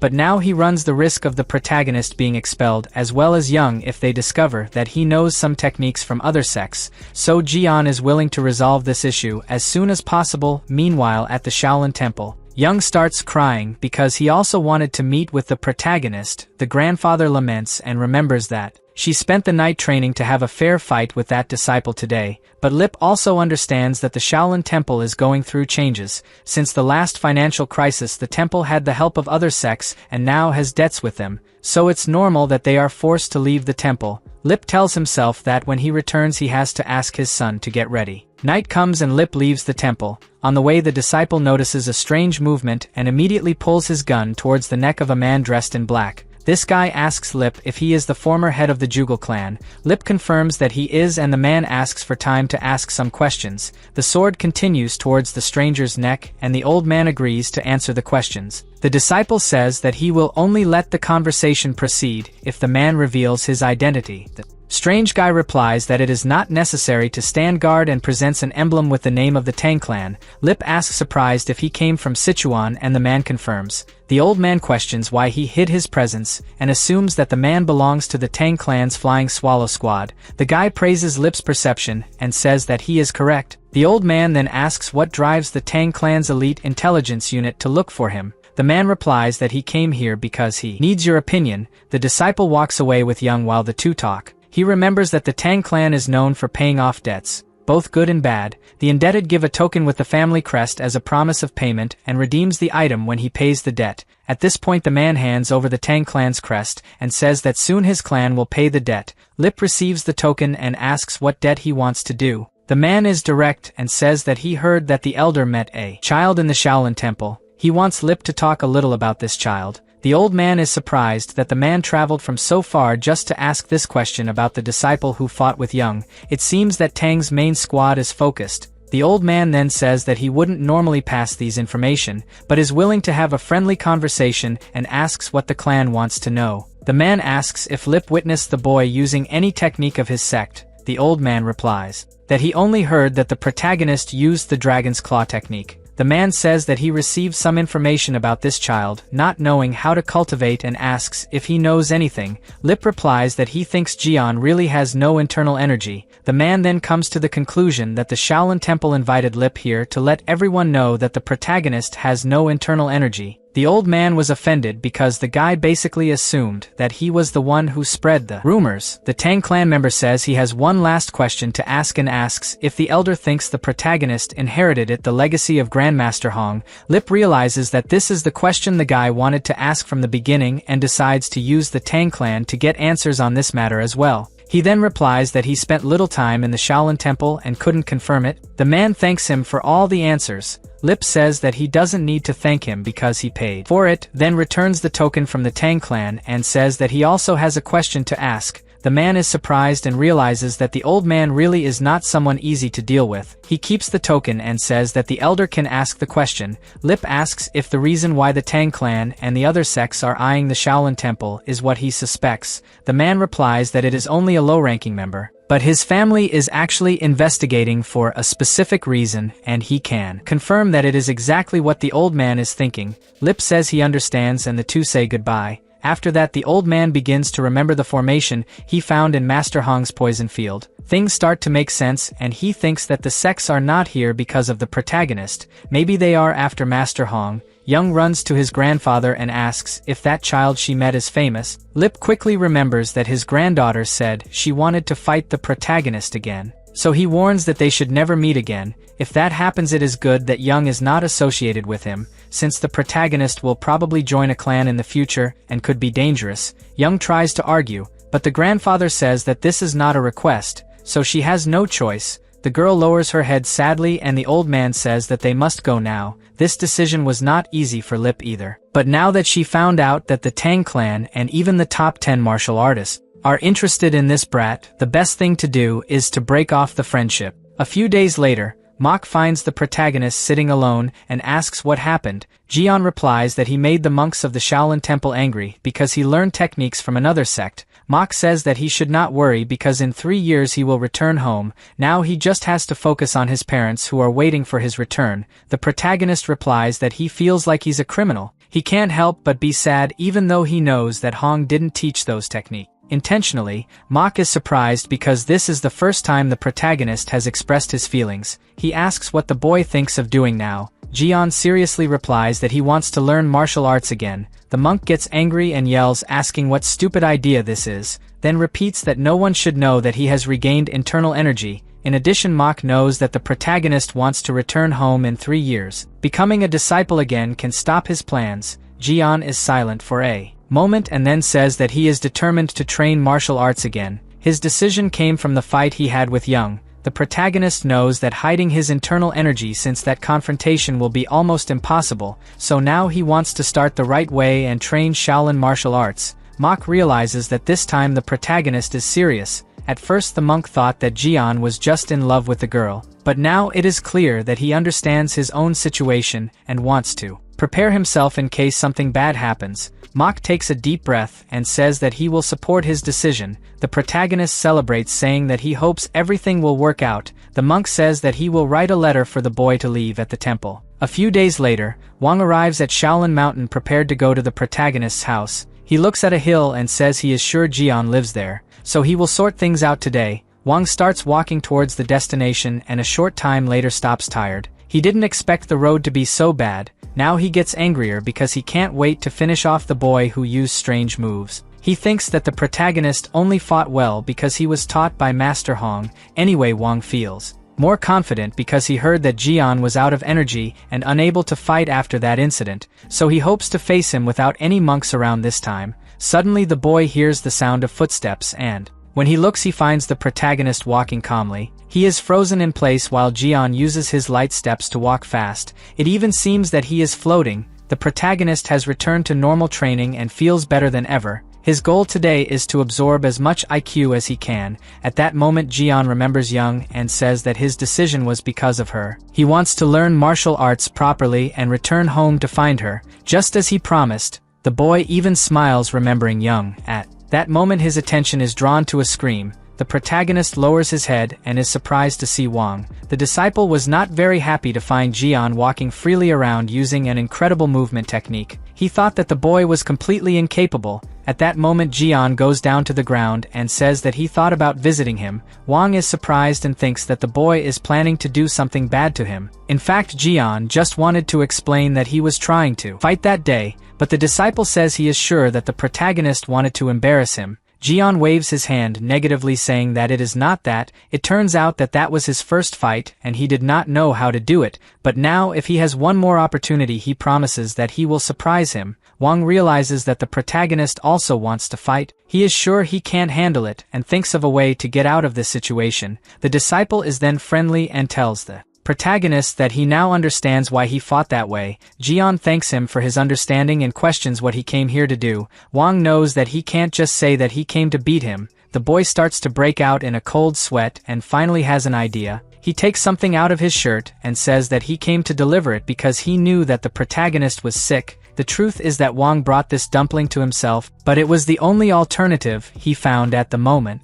The protagonist accepts the dumpling and thanks him. He confesses that he thought Wang hated him. The disciple smiles and tells himself that he actually wanted to end this brat, but for now he will calm down. At that moment the protagonist starts to eat the dumpling and Wang's belly growls watching this scene. Jian looks scared and asks if he didn't eat. The disciple is embarrassed and says that he doesn't have to worry about it because he has already eaten it. Jian divides the dumpling and hands half of it to him. Wang thanks him and thinks that maybe it would have been better to have brought more potato dumplings. The two start eating together. A few minutes later, Jian tells some stories from his life. Wang realizes that the protagonist is completely different from what he thought, so he begins to believe the boy's words about that being his first fighting tournament. At that moment the protagonist says that he wanted to have real friends. Wang is confused and asks if there is a fake friend. Jian smiles and says that he is his first friend from the Shaolin Temple. The disciple is shocked by the protagonist's innocence. They talk again and Wang asks if he plans to do something today. Jian replies that he is going to the temple to talk to the chief monk. The disciple is incredulous because normally only monks can talk directly to the boss.